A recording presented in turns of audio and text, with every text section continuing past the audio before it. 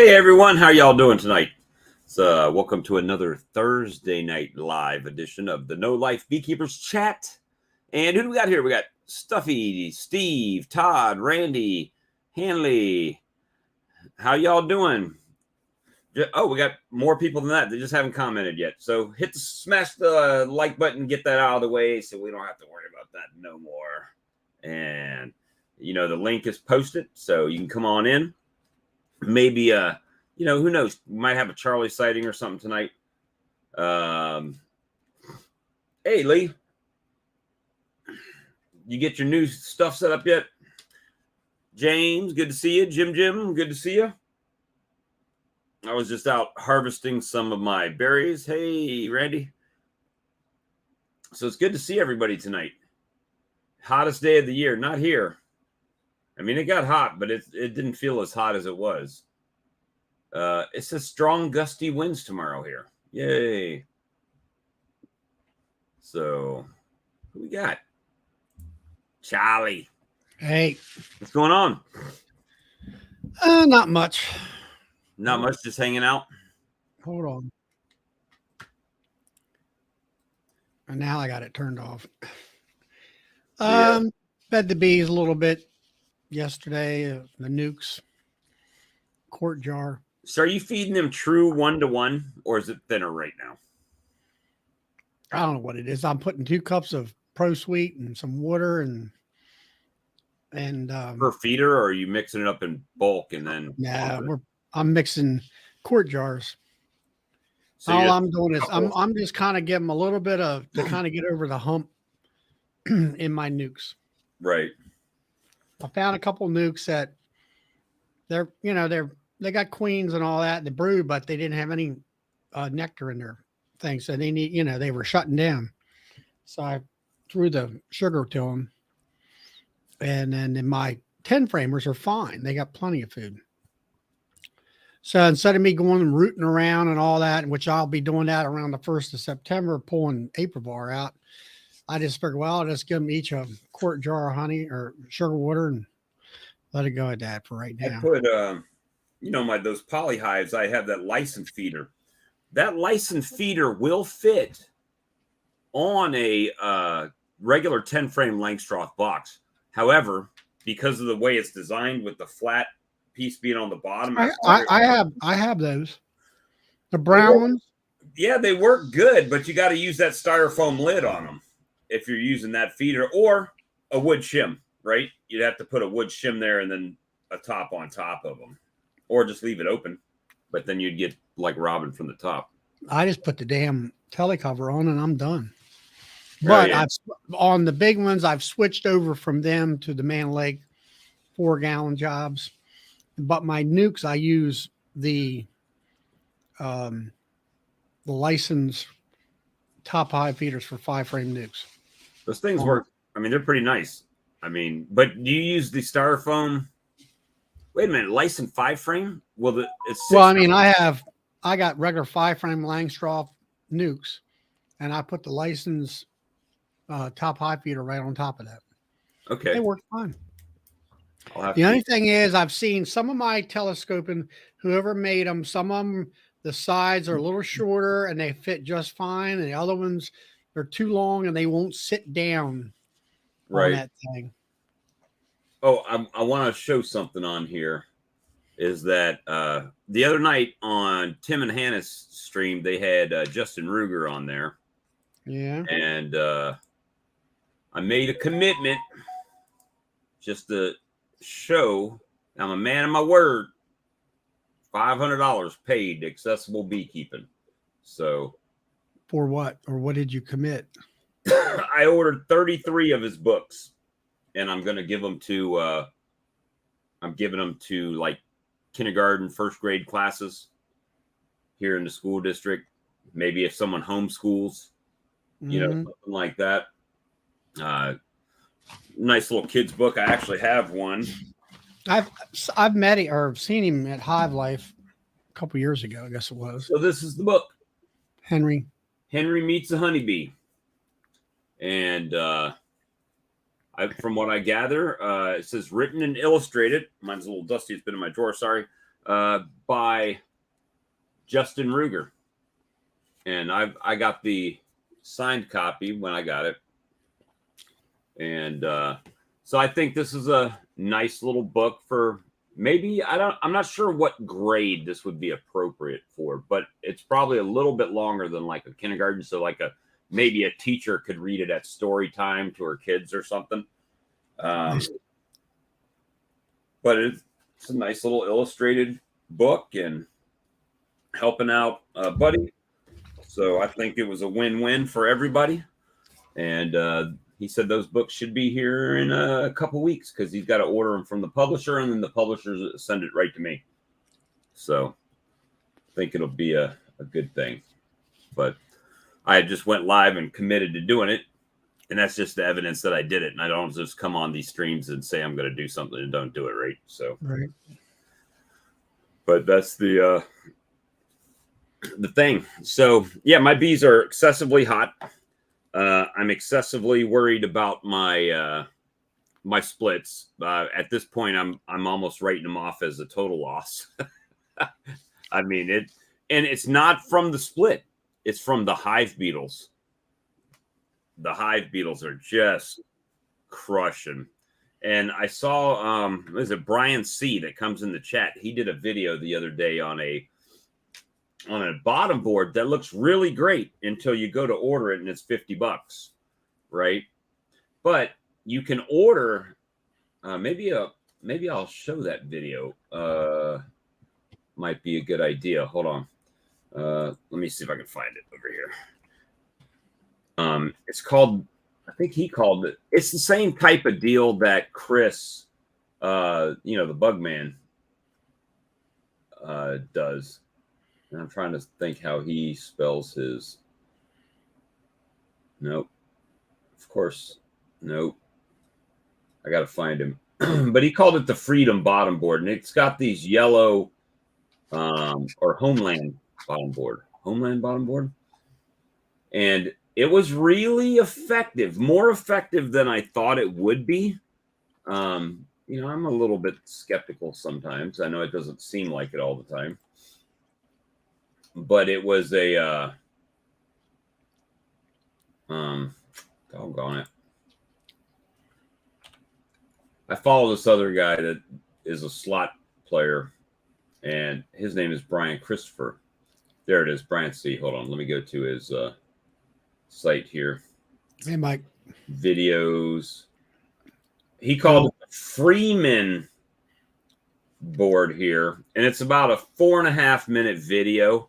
Let me make sure. I'm going to try to make this where we can watch it, because if you fight hive beetles, well, I'll just let the video show. Hold on.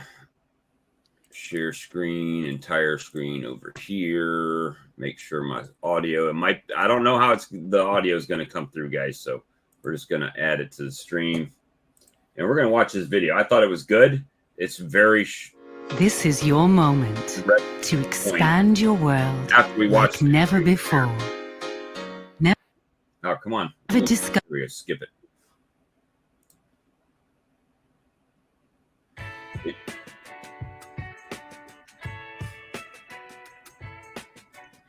These are the Freeman bottom boards that I use. They're over Really, here. it looks like Heartwood, 1x2. eheartwood.com, eheartwood.com. They have a number 8 mesh here, so if there's any small hive beetles or anything, and it's like full size of the box, so anything goes through here, it falls right down to that oil tray. They have 2 models. This is the Hey, Brian, good to one, see you. which is taller, and what they've done is they integrated vents in the front and in the back, but that still allows the tray to function as it needs to. The mites will fall right into there. Small hive beetles will fall in there. You'll be able to see if there's any larvae that are falling in there. This is made out of cypress. When I purchased this, they're between $50 and $55, depending on if you get a ventilator or not. It's cypress, so it'll last a really long time. And it comes with a tray. If you're really handy, you can probably buy the tray. I think the trays are $15, but if your hive's not perfectly level, these little riffles here sort of allow the oil to stay without running all the way down to one side. Now this is a patent pending, and this is from Heartwood. This is the website where you can get this. So you can buy it directly from them. I think some other folks make a metal one, but it does not work nearly as well as this from what I've seen. Again, this tray goes in. As the tray goes in, it completely latches in. So there's actually a little slot right there that it drops into. And then your hive will sit on these extra cleats that run across the bottom. Now, the only downside, only the negative thing that I can say about it is the screen on the front and the back is also, I believe it's called number 8, which is 1/8, which means bees can't get through it. Small hive beetles can. So if small hive beetles they could try to come in through here, and if they can crawl up, they can crawl up to here. Now, hopefully the bees will harass them enough that they'll push them back down to that oil, but there's a little spot there. Now, the ones that aren't ventilated don't have that issue at all, but I prefer to have a ventilated one since we're in a pretty hot area. The landing boards are a little different, so they're flat here and they have a little angle. So your entrance reducer will work, but some other attachments like pollen traps and stuff may not work the same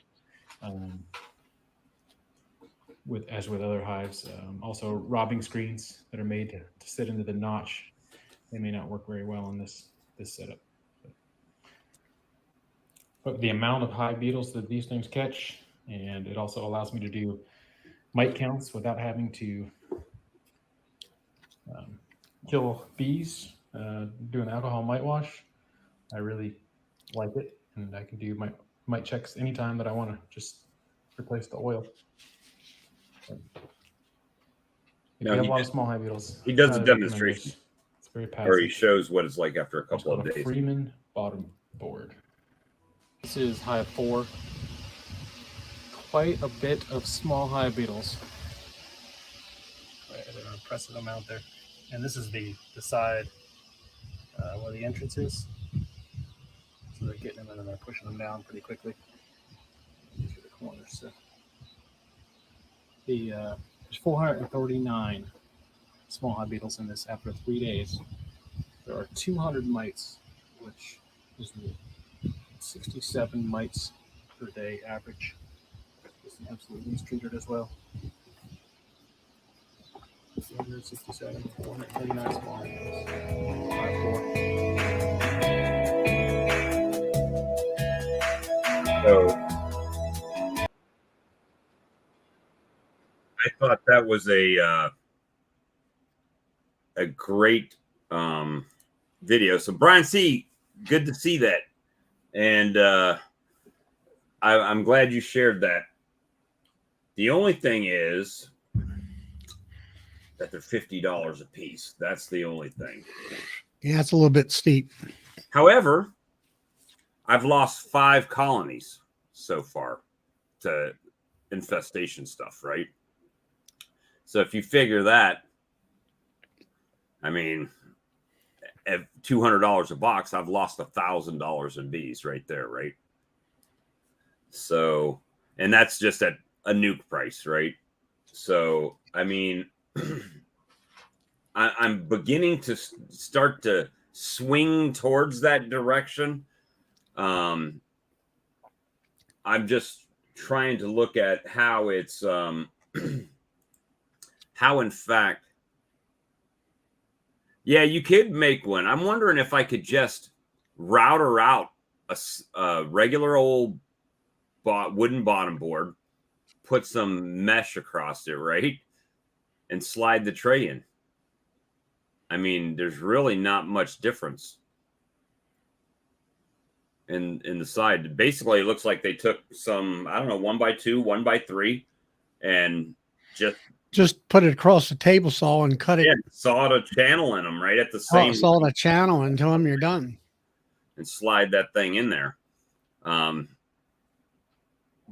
I also looked at the website that he has a.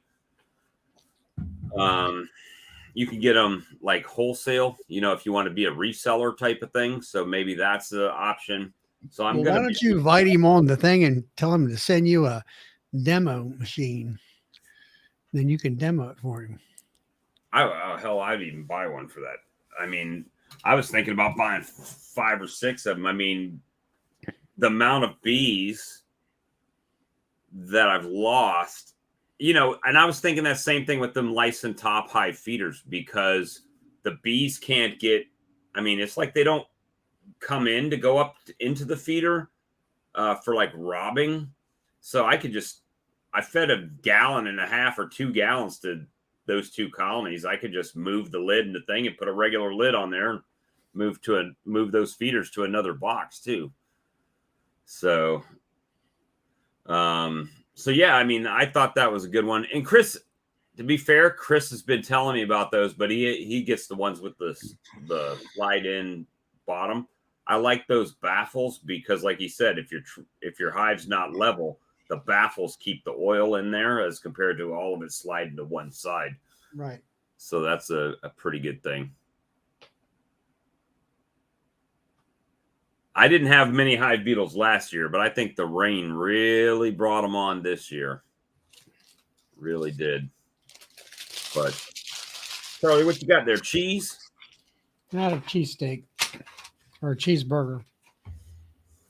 You had a cheeseburger in paradise today? I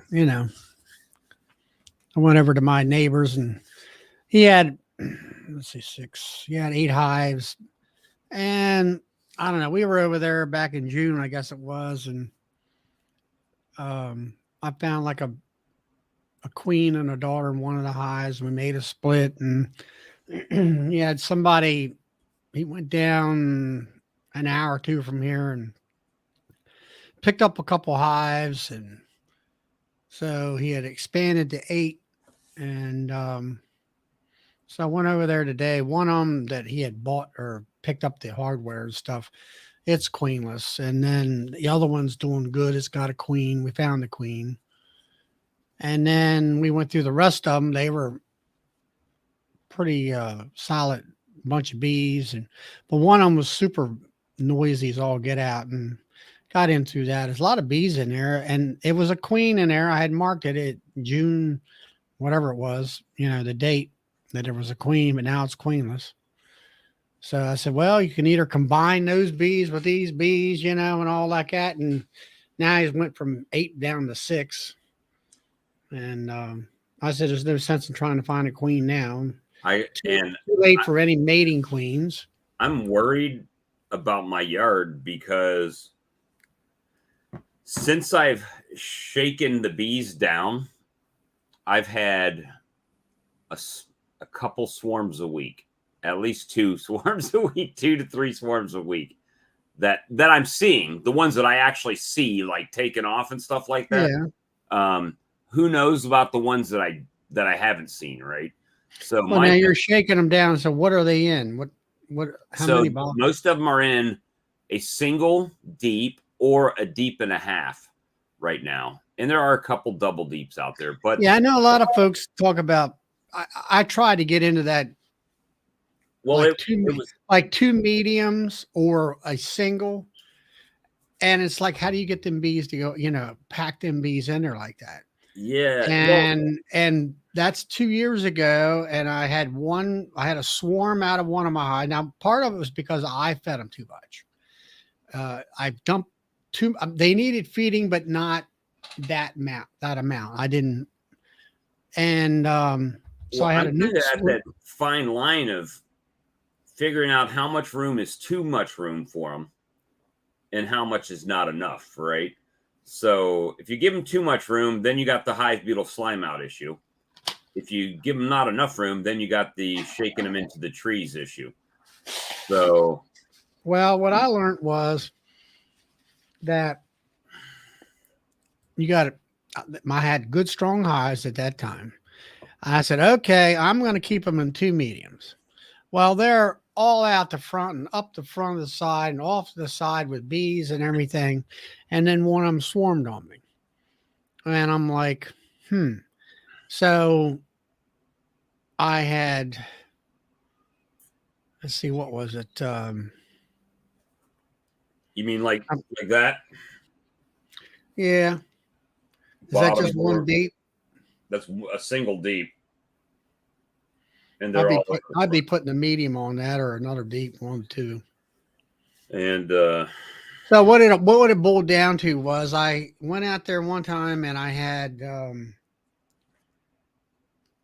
some frames of sugar water left over. So I brought them out of the freezer, let them thaw it out.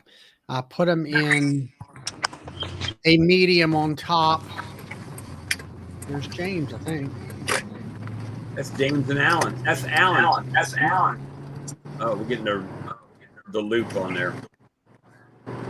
And you got a third. Who's the third? That's Sheldon. Sheldon will forever be called the third. The third. No, we're heading out to the apiary to take a look at. Yeah. You can't exactly stop on a dime with a trailer like that, and you're gonna hit the behind us.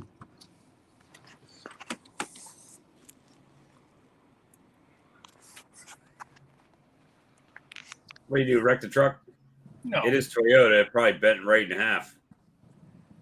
no, but the car behind me won't fucking move. So So I got your text, but I'm not going to tell people what the text said. I'll perfect. let you tell them. Well, we'll get there. It's all coming in due time. Well, why I got you on here, James? I got a request from one of the guys on the chat. They want to buy one of AJ's key rings. Oh, okay. I don't know how you get that taken care of. No, they can just send me a message or an email or something, and I'll help them out with that. Can they get your email off your YouTube channel? Absolutely. I got his email. I found like I had what he has is the Microsoft has an S on the farm, and his regular email doesn't. Oh, Microsoft. There should be no S on the farm. There's a. That's why I couldn't get it to go through. Philip asked, "Did you hit a Got move?" it. Nope. Yeah. So Tar Heel Why says does he would everybody like figure one there's moose running around the city of Grand Prairie? So now, if you said a cougar, that could Here, watch out. possibly be You an start option. talking about cougars, your unicorn is going to poke you in the behind. It depends. You know, when we go skiing, she's my snow cougar. Snow cougar. The No, so we're heading out to we're heading out to confirm the last round of queens that we put out there that were mated, and if we can't find them, we're going to drop in one of the last round of cells that we've got. So, well, hey, I might be having virgin queens about the same time as you then. oh, Well, what you grafting? no, not grafting. Natural splits happening everywhere. Natural splits and Like you know, swarms? oh yeah, tons. Like 2 to 3 a week. I'm getting over here now Why are you getting so many swarms? because it's 1,000,000 degrees outside and the bees are confused. I guess I don't know. But remember what I said when I said I was going to try to shake them down? That I was worried that if I put them in too tightly that they would decide they had too or didn't have enough room. So I don't know if that's some of the issue or if it's just. I mean, I usually get some after harvest swarms, but I'm getting a couple a week. I mean, I probably. What have you got for brood in there? Oh, I've got. I mean. Mine is a brood factory at this time of year for some reason. They've got stores. Obviously, I've been feeding them, so they have a fake flow, right? So I don't know. They're just. And they're bringing pollen in? Yeah, we're getting a little bit of goldenrod pollen, but they have frames of pollen. I mean, there's no shortage on pollen. It's just the nectar. that's going crazy. But it is what it is. Doing what we can do, working 1 million hours a week and everything, which And how much feed are you giving them? I'm really not. Like I open fed them this weekend and yesterday, but today I didn't feed them anything. So I'm not feeding them every single day. I'm kind of giving them some, then taking it away because I'm trying to not waste as much sugar in case something pops up on a flow, and then I got 20 gallons of syrup sitting over there that they're not going to use, right? So, but is what it is. I mean, Ian gets his reduced this time of year, and he shakes them down, but part of the thing is that your guys' winter comes on pretty quick, right? So they decrease in size relatively rapidly. Yeah, we shook all ours down last weekend, and you guys have seen what I've got for brood in there, so shouldn't be an issue. Like I'm not really concerned at all about swarms. Well, and I will say I'm not getting like big swarms. I'm getting smaller, about that big clusters, small swarm, but swarm nonetheless, right? But if they're leaving a colony, they're leaving cells behind, and I don't know that.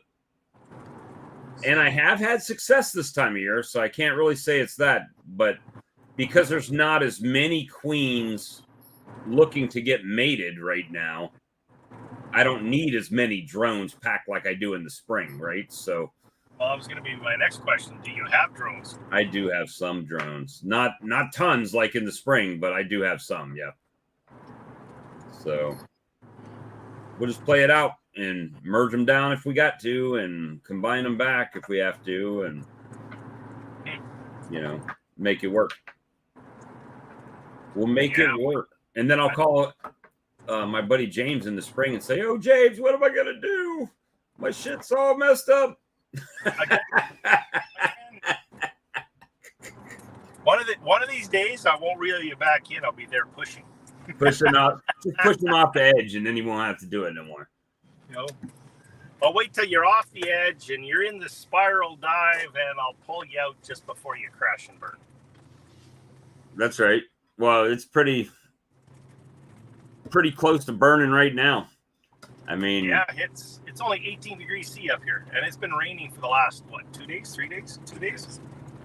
So that means the first day after the rain is when you're going to see swarms. Yeah, might be today. I'll tell you, we're going to be at the first apiary here right shortly, so I'll tell you if there's any swarms. Check all the trees. I don't think there will be. So. Probably not. They're probably. I mean, you guys got it pretty much timed out down there.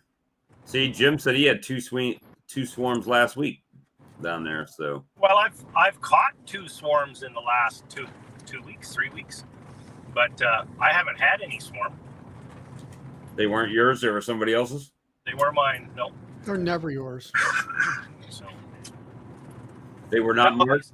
One was actually from the mill, and the other one was from Sexsmith, actually, the next little town over. So the 4-H hive.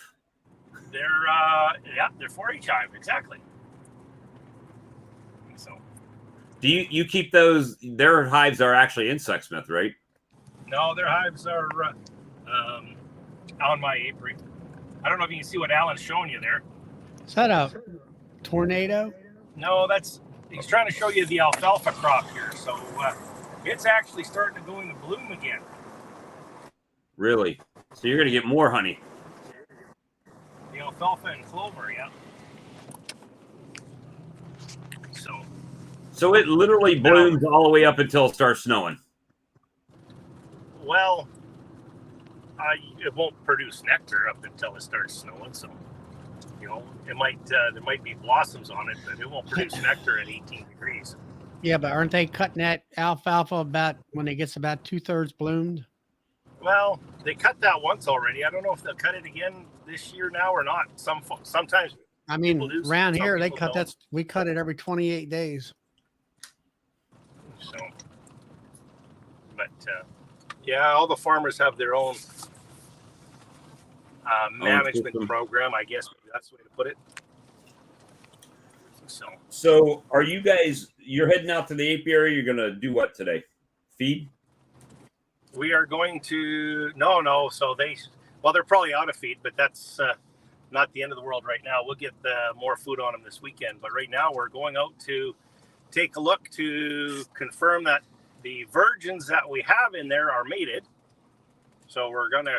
That's the first thing we're going to do.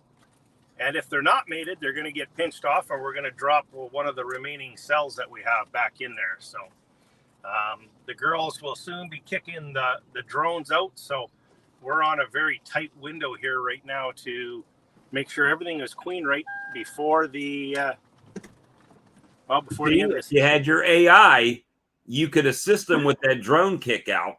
You could just collect them all. Well, and then, they got to be alive for that, right? So, but so how's your uncapper working for you? Oh, it's working very well. So it has sped things up drastically. So the three of us were spinning there again last night, and what did we do? We 7 pails in like 2 hours. Yeah, like I mean, we're filling 6 pails in 2 hours, like 6 5-gallon pails in a 2-hour period, easily. So. And that's a limitation of the extractor, not of the table. Correct. That's my 12 frame going great guns.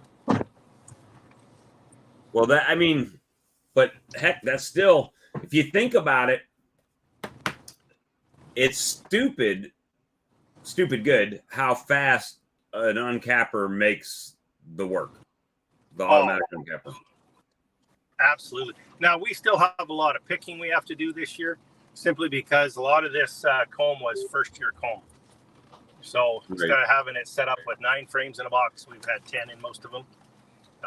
So there's still a lot of picking that has to be done this year, but that'll change. Well, I don't know how much it'll change next year, because we'll have a whole bunch of new foundation again next year. But the following year, it should be a lot better. And I got. We're working on an 84 frame extractor.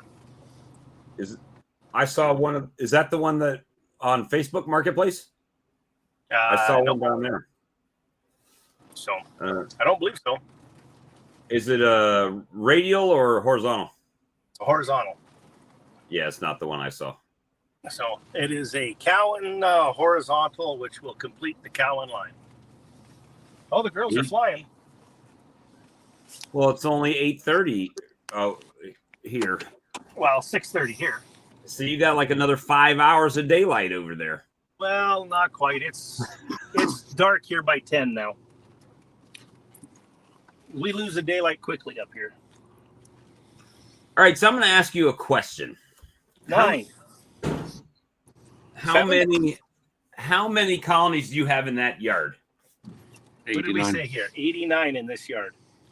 89. Now, using the bee science of they're only going to do a 2-mile circumference as the crow flies around your colonies. Why could, and this may be a dumb question, but that's why I'm asking it. Why does it make a difference how many colonies you have in a yard, whether it's 40 or 80? Now, I understand, like, I've got houses around me, but there's plenty of trees and woods and all of that stuff. Is it purely because of the farmers' fields and the crop? Well, it's not a problem. It's more of a beekeeper's choice, if you will. So, I mean, you saw the alfalfa clover field we drove by. So that's a, what is that, half section? Quarter section at least down there. We're sitting on another quarter section of alfalfa and wildflowers and everything here. And to the north of me here is another quarter section of wildflowers, alfalfa. And then across the road, it's all cereal crops. So, I mean, there's no shortage of foliage here to to harvest from. I've got it all set up because of my equipment and everything is pretty much set up for 40 hives per apiary. So, Okay. But anyways, we're going to run out of time. So I'm going to say see you later. And some of us beekeepers have to go do some beekeeping. Well, it's dark now. See you, everyone. All right, y'all have a good one. Thanks for stopping in. So, yeah, they got their work cut out for them. That's a good looking apiary there. Got the feed buckets on. Nice out yard there. This, Alan, is that the main apiary? Yeah. I'm trying to get my bearings of what each one looks like when y'all are out there. Yeah, that's the main one. I see there's Well, one that's got a swarm on the front of it. It's just they're bearding, that's all. That one out in front of that lift. Can't. Can you see? No. Let me see if I can make it big. Hold on. Yeah, I see it. These are all Yeah. they're all three-way pallets. It looks well, three ways. Yeah. 2 and 3-way. He actually left the lifter out there and nobody stole it. No. She's out of sight, out of mind. You got to drive through the guy's yard to get here. Gotta drive through a guy's yard to get into it, so. And live fire and landmines and Yeah. rocket launchers. Aerial Mm-hmm. defenses. Alrighty. Well, I'm gonna run here. All right. We appreciate you guys stopping in. Thanks. You bet. Good night. Good night. See you. So a quarter section is 160 acres. 640 when a full section. See, I don't have that. When you go out west, that's because the ground is so vast. They do it that way. They don't measure by acres out there. They do by sections. And then they just know. Hey, Brad. Yes. But The Bradster. He's been harvesting honey too. I need to hear about his stuff there. So I need to slow my roll. I'm worried about buying bottom boards. And in the last week, I've donated $700 to different events, right? So 200 to the 4-H, 500 to the accessible beekeeping. I'm like, yeah, that's another thing. I've been watching the money thing here, and they're saying estimate of 400. I said, well, wait a minute. I did every 600. day it changes, right? So Oh, okay. I don't know. I've never around the 21st or something like that, it changes over. There's Ian. Come on in, Ian. We'll get you and Bradley there. It's a good hive number. Lots to do with resources during the spring, but also robbing while working the yards. Okay. Currently, I'm waiting on my shipment to get here, Darren. I've got 1,000 L package that I accidentally missed shipping back. But I'm waiting on them to come back to me.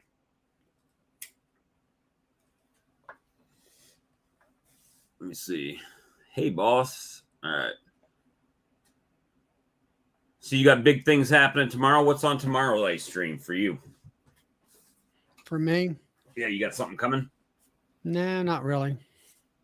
Just to hang No, out? just going to go back and hang out like we're doing tonight and everything. Well, I am waiting on this Friday diligently. I mean, it's been another just crazy busy week. Oh, guess what? I got selected for random drug testing at my work today, so I got to go do that tomorrow. He called. It's funny thing was he called and told me that I was randomly selected, and it's like, well, that's kind of defeats the purpose of random selection. You wait for everybody to get in the office and be like, you go to drug test and you go to drug test. Not that I'm worried about a drug test.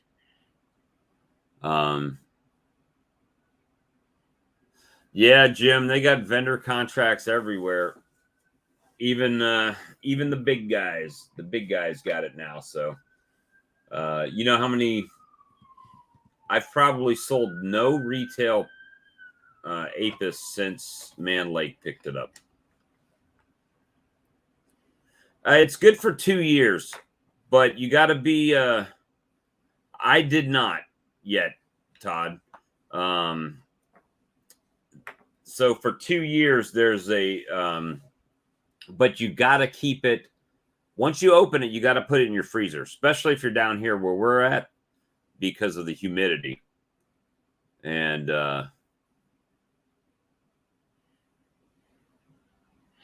Does it deteriorate after you open it up?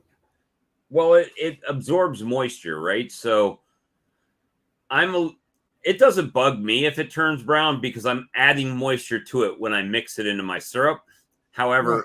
Andrew's pretty particular of I finished the one bag up I bought from you from last year and in these quart jars, and it's kind of, yeah, I guess it was brown, light tan. well, no, But it didn't smell or anything like that. If you get moisture in it, because I've made the mistake of leaving some outside and then finding it later, right? It will turn like brown sugar, that dark color. Yeah, mine wasn't. Yeah, it might have been about that. So I had one pack at one vendor that who knows how it was stored, right? So I don't know, but they said, hey, they opened it up and it was bad right when they opened it up, or they perceived it as bad. I said, I've always just used it myself, never had a problem. But of course I called. I did call Andrew and notify him that I got a report back like that. And Andrew immediately went into self-defense mode, right? It's like, hey, it's not a recall per se, but I mean, nothing's wrong with the product in it, but he went ahead and said, hey, send me all of what you got back and I'll send you replacements on everything. So that says a lot to me, right? That he knows that he's like, hey, I don't know. All those packages could be perfectly fine, but I'm not going to risk it, right? I'm just going to replace it. And that's at a loss to him, right? I mean, so I'll take I paid the shipping back, which was expensive from the States, like $70 just to send it back. But he's making it good. Alex, what's up? Yeah, I have presently a really big late flow, and I'm supposed to start treating soon. But all the remaining supers, 25 of them, are dripping wet and full. So I'm not sure what to do. Harvest them and try and dry them. Well, Get some formic acid and treat while the supers are on. I've never seen that before. So your honey supers are full? Yeah, and they're full of nectar. Not honey, nectar. Well, how long do you think it's going to take them to dry it out? It's been raining a lot less, so I don't know. But Apivar is a 6-week treatment, so that's October, mid-October if I treat this weekend, end of October if I treat in 2 weeks. But you got a Provac, right? Yes. Or the Instavat. Instavat, yes. Well, I don't know how it is in Canada, but in the state it's been approved with honey supers on. I'll have to call the Minister of Agriculture. It ain't me. No, it's Alex. It started when Alex. I'll try leaving. For some reason, my mic, because YouTube is muted, for some reason, it decides to pick it up. So I'll try leaving and coming back in, see if it fixes it. Okay. So what were we talking about before James came in? Something. Beetles or I forget what it was now. I don't know. He totally lost. I lost Hey, my train of Phil. thought. Hey, What's up, Phil? I got nothing to add. You guys just look lonely. We're always lonely. We're Is there all still an on. echo? Nope. No. That's good, My Jack. guess is it's because I plugged the microphone after I started StreamYard. That might be Awesome. it. Because that's twice it's done that. We're gonna have to start calling this Thursday night Bald Man's B Chat. You're trying to catch us, Bob, but you got some. I work. am. Look, dude, it's You got some work to do, man. We're catching up. sliding back. I've been bald since 30. We were talking about Apis after James left. Yeah, I mean, I don't know. It was slightly brownish looking, and it was a couple little clumpy balls, but But Seems- when you open it up, put it in your freezer. Zip it back, put it in your freezer. yeah, I do that, and I also put it in a Ziploc bag and everything like that. Now, you guys have seen my apiary. I have a tendency of leaving stuff around, and so that's my own. Oh, fault. I Yeah. know what we're talking about, the amount of boxes you got on and how many bees and all that kind of stuff. Oh yeah, about the So storm. what I did was I had I had a queen excluder. I had put these honey supers in to let them eat them out through the dearth here. And when I came back later, so many weeks later, they were putting in nectar from somewheres. And I called the guy up that was kind of teaching me on this single brood chamber thing and the way it's all mediums, and that's what he was working with. He said, "Oh yeah," and he says, "I just pull the queen excluder out and leave that third box on." Well, I'm like, well, that's not single brood chamber management year round, you know. Right. And Well, a I lot of caught people, him I up think, about do a- that. I mean, Yeah, that's pretty normal.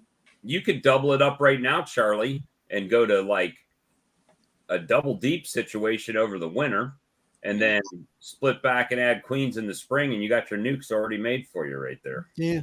So anyway, and then I had them swarms, and so it wound around. I can't remember how it actually came about, but I went out there. I had all these brood frames, and I couldn't get them in a freezer, and I didn't, I never had that problem because it didn't. So I went ahead and I put all them medium third boxes on, and I had those bees like you had there, and they all sucked right back up inside the hive, and I found that that's what works for me is I put 3 mediums on like a normal brood chamber setup for mediums, and then I feed the snot out. And well, now these last couple of years with lanternfly, they're putting the honey up in that third box, and everything's fine. They got plenty of space. Now they were bearding here because it was hot, and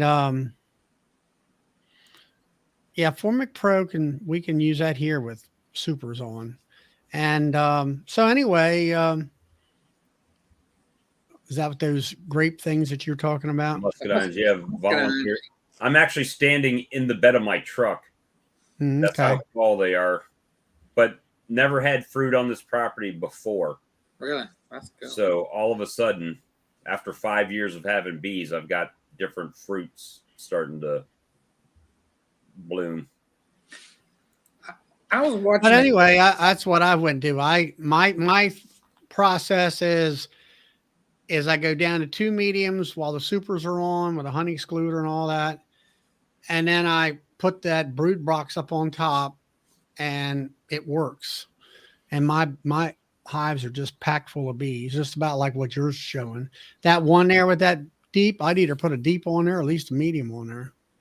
Yeah, I watched the guy yesterday. I think I can't remember the channel, but he's a commercial beekeeper.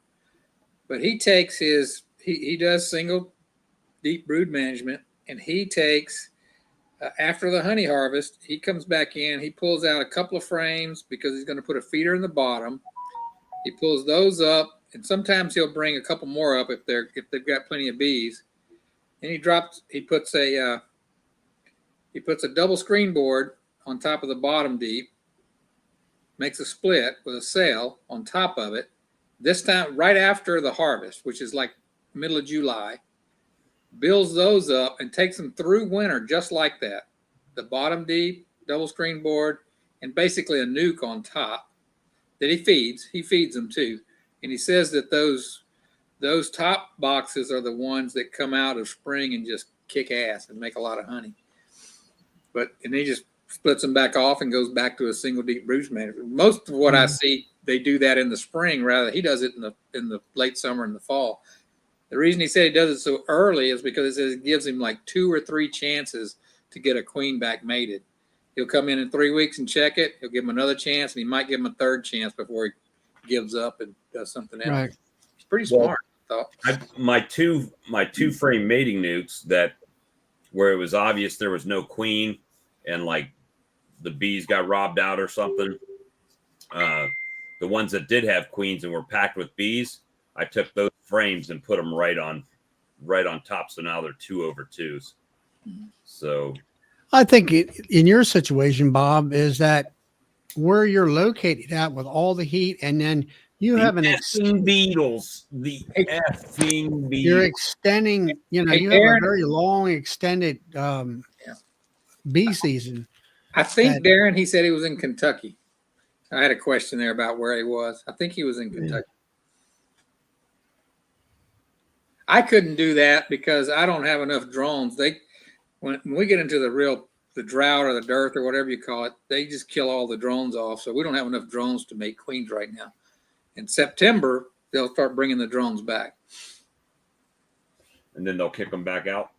They'll kick them back out about end of November, 1st of December. Oh, see this photo Brad shared here.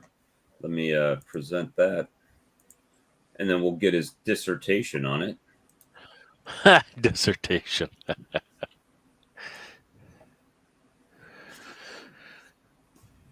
What do we look? That is today's honey haul. That's everything you That's the harvest. honey I pulled today.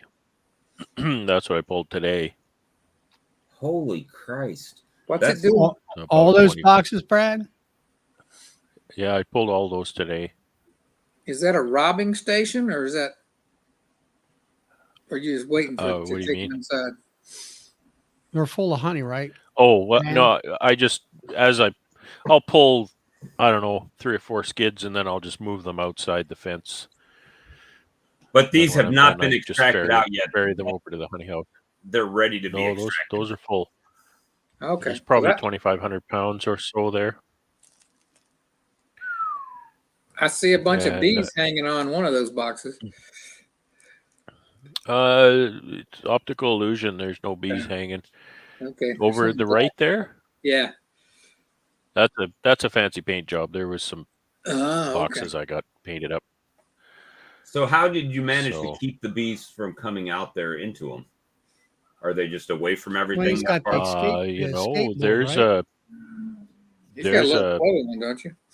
little flow going on. Actually, the bees are building white comb under the escape boards, so they definitely have a flow. So have you tried to Mhm. throw more foundation on to see if they would pull it out? Oh, there's still foundation on, and they're not drawing that out. So I think the flow that they're on is kind of a subsistence flow. They're just kind of eating it up as fast as they bring it in. Kind of like my really, So they're really not really storing thin any of it. sugar water. I'll tell you what, this last, I had to buy sugar, right? Because I ran out of syrup. So I went down and bought it. And I'm literally mixing 20 pounds of sugar with 10 gallons of water. That's how thin it is. So if you mathematical geniuses there, figure out what percentage that is. And they tore it up like crazy. 10 gallons of water to how much? 20 pounds of sugar. That's 100. That's 20 to 20 120. It's 120 pounds of water. 1 to 5. No, I'm sorry. 80 pounds of water. 80 pounds of water. 20 So, to 80. well, 1 to 4. 1 to 0.25. Yeah, 1 to 4. And Now all these numbers I've missed the forgotten what you said. it's 20 pounds of sugar to 20 gallons of water. Well, it's 4 or 5 gallon pails to 10 pounds of sugar. Well, and the only reason, and I don't mean to start the whole metric imperial debate, but to convert that to metric makes it ultimately clear as to what that means. All right, so that would Like be 20 pounds. So 20 pounds would just divide by 2.2 would make just over 9 kg of sugar, and 20 gallons. 20 gallons times there's 3.58 liters. Sorry, there's Yeah, that made it a lot easier. 3.58 liters in a gallon, so that's 71 liters.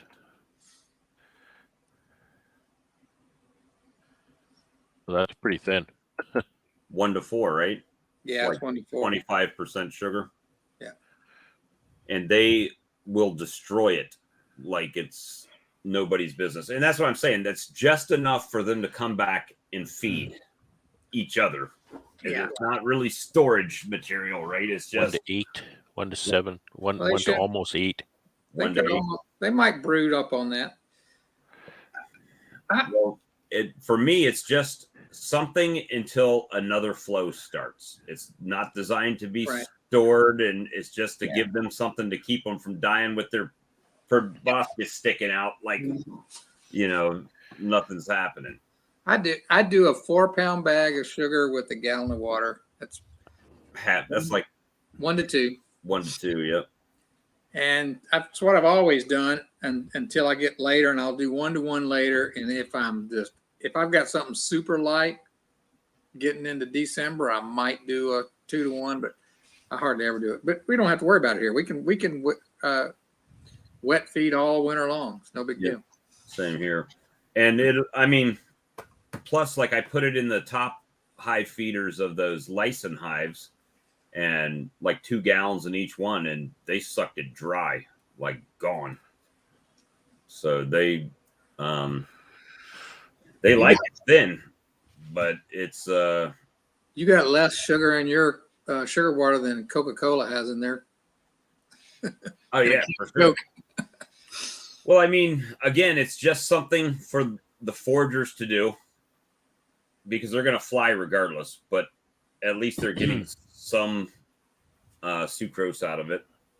And I never make thick syrup here. I never feed 2 to 1, even in the wintertime. Worst case, it's 1 to 1, and usually it's a little bit less than 1 to 1 here. Just to give them something to get when they do get out, So, quote, in the winter, like say January, are they actually flying at all? Is it warm enough for them to fly during the day? Absolutely. Oh yeah. Here it is for sure.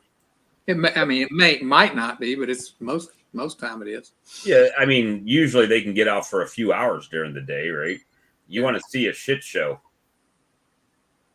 It's not as substantial as the Canadian shit show because you got all of the colonies coming out at one time, but they, as far as flying in the yard, when it warms up enough for them to break cluster and come out, yeah, we get a ton of bees that are flying.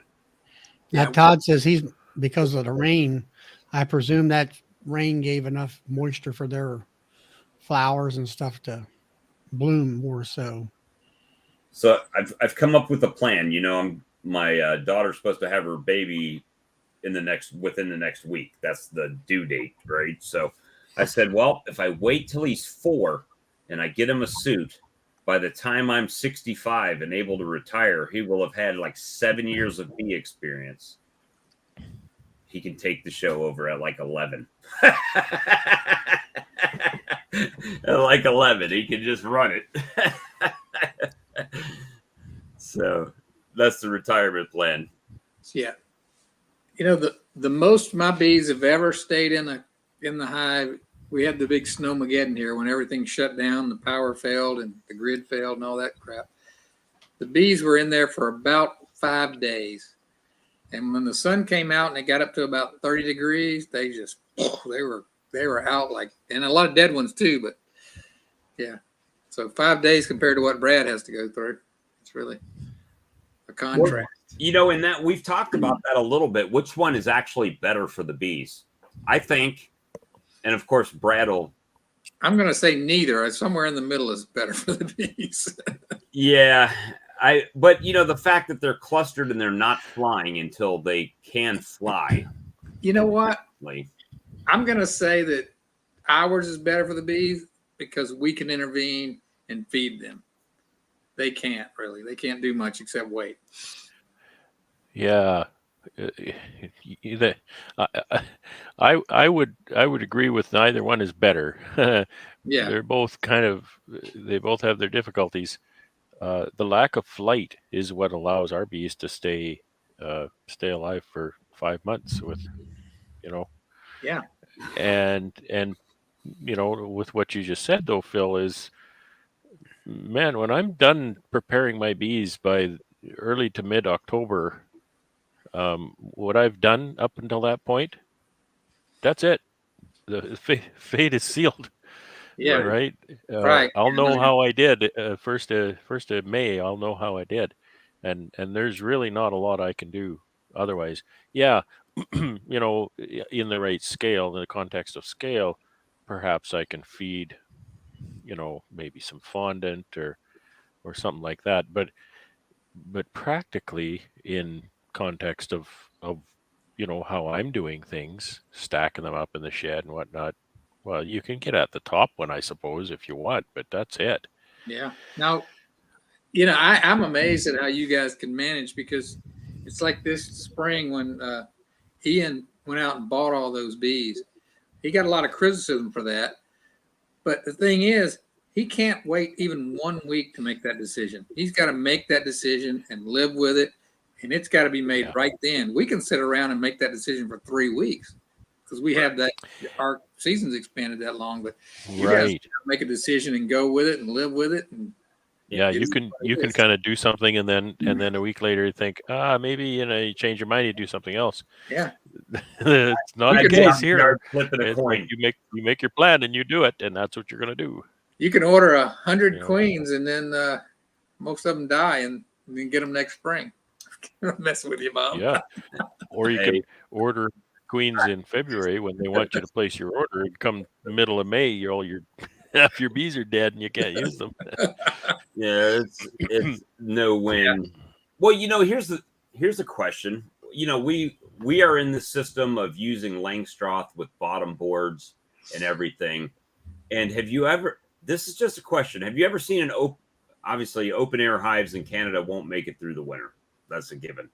However, I don't know that hive beetles are an issue in an open air colony. It's until we put them in that box with the bottom board that they can walk right in and come up in there that they're an issue. I'm wondering, and I might try this. I'm crazy enough to try it. I might take a colony and take the whole bottom board off and just put like some 2x2, cut the length where it's open on the bottom, where they have to fly in the bottom like they would for a tree and back out again, but still use Langstroth frames and everything. I wonder if that would prevent the beetles from being able to inhabit Tough the to box. defend. Tough to defend. How would that keep the beetles out, Bob? I don't understand. Well, I was told the beetles can't fly up, and they don't fly very well anyway. And Bob, have you ever seen people who use a little tube? It's maybe a 3/4 inch or even an inch tube. They stick out the front of the hive and they put an elbow on it so that the bees come along and they have to fly. They have to kind of go up this tube and then into the hive. Right. People that have done that say no beetles whatsoever. Beetles cannot get in that. They can't fly up into that tube. Well, yeah, Jason Christman did an experiment on that, but that's what I was going to say. He did that. He's not using that anymore, but I think it also restricted the free flow of bees too. I think there was a lot of issues with there just wasn't enough. Maybe if you did I would worry about that, because that entrance isn't very, like in the summer, the traffic is so heavy that I want that big entrance. Well, I'll tell you what. What's the guy over in Wales? Can't think of his name. Lawrence. He does a wasp thing where they have to fly under and then up and then into the hive. He does it's sort of that's like Mr. Ed. But you never hear him talk about hive beetles. I don't think they have hive beetles in the UK. But I was just talking about what the bees can do to get into the hive. They can do almost. Yeah, well, anything. Mr. Ed, he cuts that slot and they got to go underneath. There's no open entrance there. It's a divot that goes underneath the box and into the hive. Really? Mr. Ed does that? I didn't know that. Mhm. That's cool. I'll have to check that out. So that's I like those oil bottom boards. The more I look at them, but the price it's not conducive on doing it. 50. I'd have to spend $2,500 to buy bottom boards for all my colonies. How much is just a screen bottom board? Well, see, I've that Lyson is a screen bottom board, and it was one of my first colonies to leave Yeah, but I mean, how much is I'm getting to something. If it's wood, you can modify it to hold a tray. They're a little bit more than a regular solid bottom board. What is it, like $25-$30? Something like that. Yeah, as far as winter feeding over here, it's well, I can technically because of the top insulation I designed, but reaching them, reaching the hives is the problem because when there's like a 5 feet deep bank of snow. Like I have snowshoes now, but even with those, it's a pain in the ass. What I should do, and I may do it, is just take some wood on the front of a bottom board and close it up and drill holes or a slot in the bottom, like you're saying. So they have to go down the bottom to get out, and nothing can fly in on the landing board that way. But I've seen beetles walk up the wall, so if they have anything, they can walk up and upside down. I was going to say, I think my screen bottom boards allow bees to go back and forth at will. Beetles to go back and forth at will. They can land on whatever's under it and walk right in too. Yeah. I don't think that stops them at all. But the oil, when they fall down into the oil what catches them, right? Then exactly. The bees drive them down, and they go down. They don't realize the oil's there, and they get in it. The oiled pans really does cut down on bees. But you've got to make sure that you either buy something or build something that excludes the bees, or the bees are gonna get into that oil too. $40 for a screen, Russell's saying. Wow, they're that expensive. Well, I think I'm smart enough, maybe, to be able to buy solid boards and router out the area underneath it and put screen on it. Yeah, as long as it's solid bottom boards. When I first started building my bottom boards with the slide out tray and all that, I was like, yeah, I could probably sell these for $50 or $60 and come out okay. Then I started seeing they were selling them for $30, and I was like, screw that. I'll never be able to do them that cheap. Well, the one with the metal, maybe they'll catch up to me. The one with the metal tray that I've seen Chris talk about, they're on sale for $39 something. And then the one Brian that I showed earlier in the stream there, that they're $50. So, but they caught a ton of beetles, though. I mean, for sure, caught a ton of beetles in that trap. So hold on a second. I just saw the comment come by. Brian C., who you played his video earlier, he says the oil is a price that needs to be considered too. But I was thinking, don't you recycle that oil? I mean, I would just pour it through a filter and get everything out of it. Oil's hydroscopic too, and depending what type of oil you use, it can actually go bad, like vegetable oil. Yeah, I thought about that. So, and they're cypress, so the ones that he's getting. I would. I like them. That's why I showed the video, but I need to call the guy and see what they're selling for as being a reseller rate, and if it's typical. Maybe 30% less. Well, my question, everybody talks about cypress, and just where are they getting the cypress from? Is it there's down here? We got tons of cypress in the swamp. I don't know how they get it out of the swamp. Cypress comes. We dealt with cypress boards. There's 2 types of cypress trees.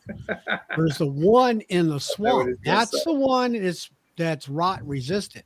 Yeah. And then there's the land-based cypress that won't last 4 years because we bought that stuff and it's junk. You're talking about the heartwood. Yeah, it was good. Brad's linking the descriptions.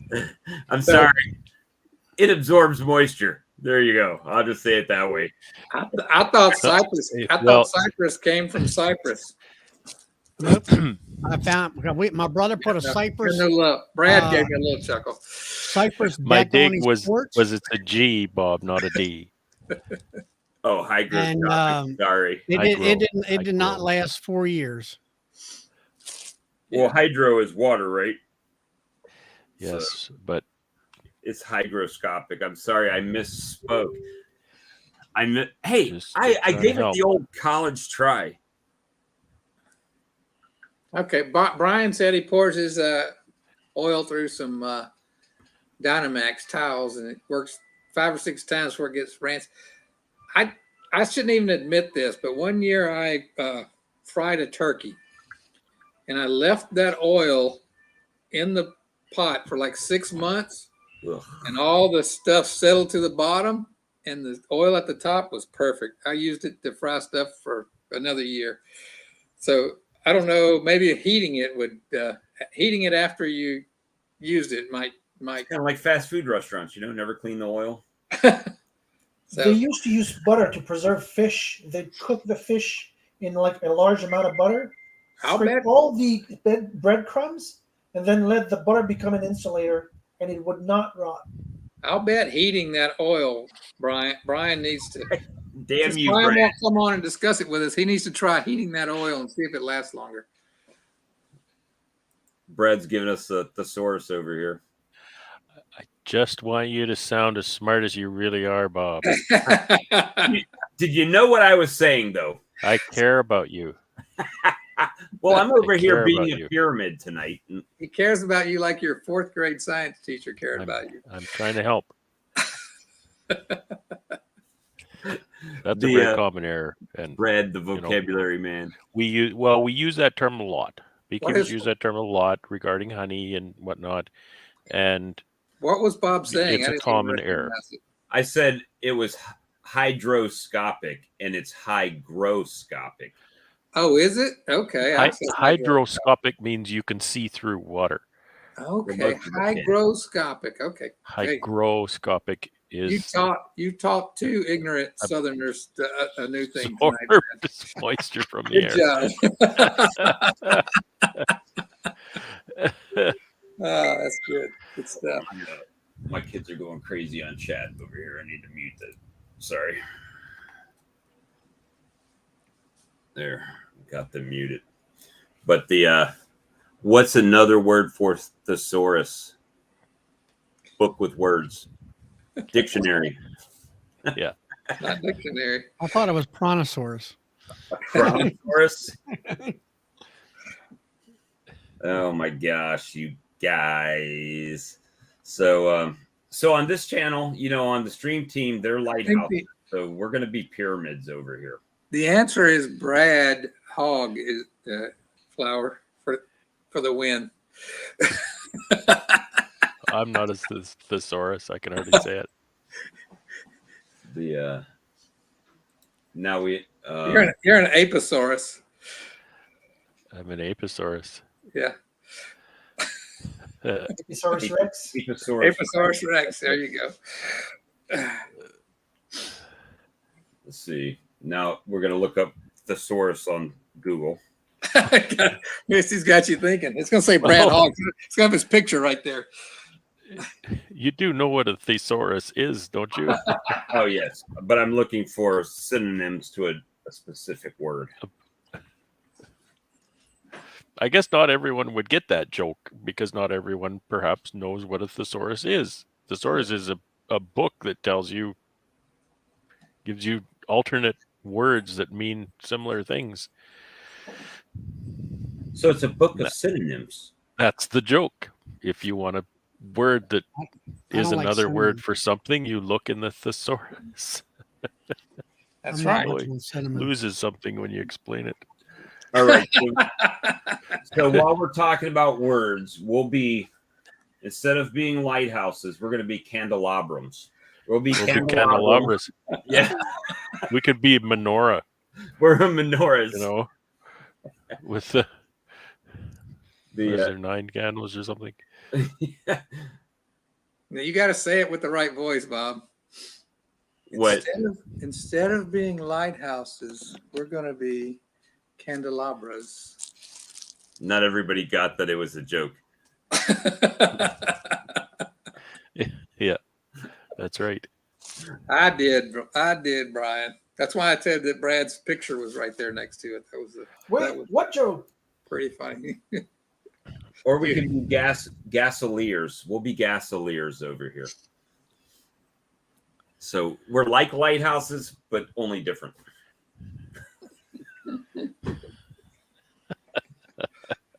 I like the fact that we're more like a manure, or whatever. Manure or manure. Well, both of those actually Yeah, apply. not manure. We're manuras. Manuras. There you go. Yikes. Yeah. It just Hygroscopic.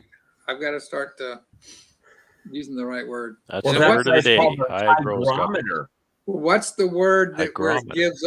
What's the word, Brad, where it gives off moisture? Because that's a different word.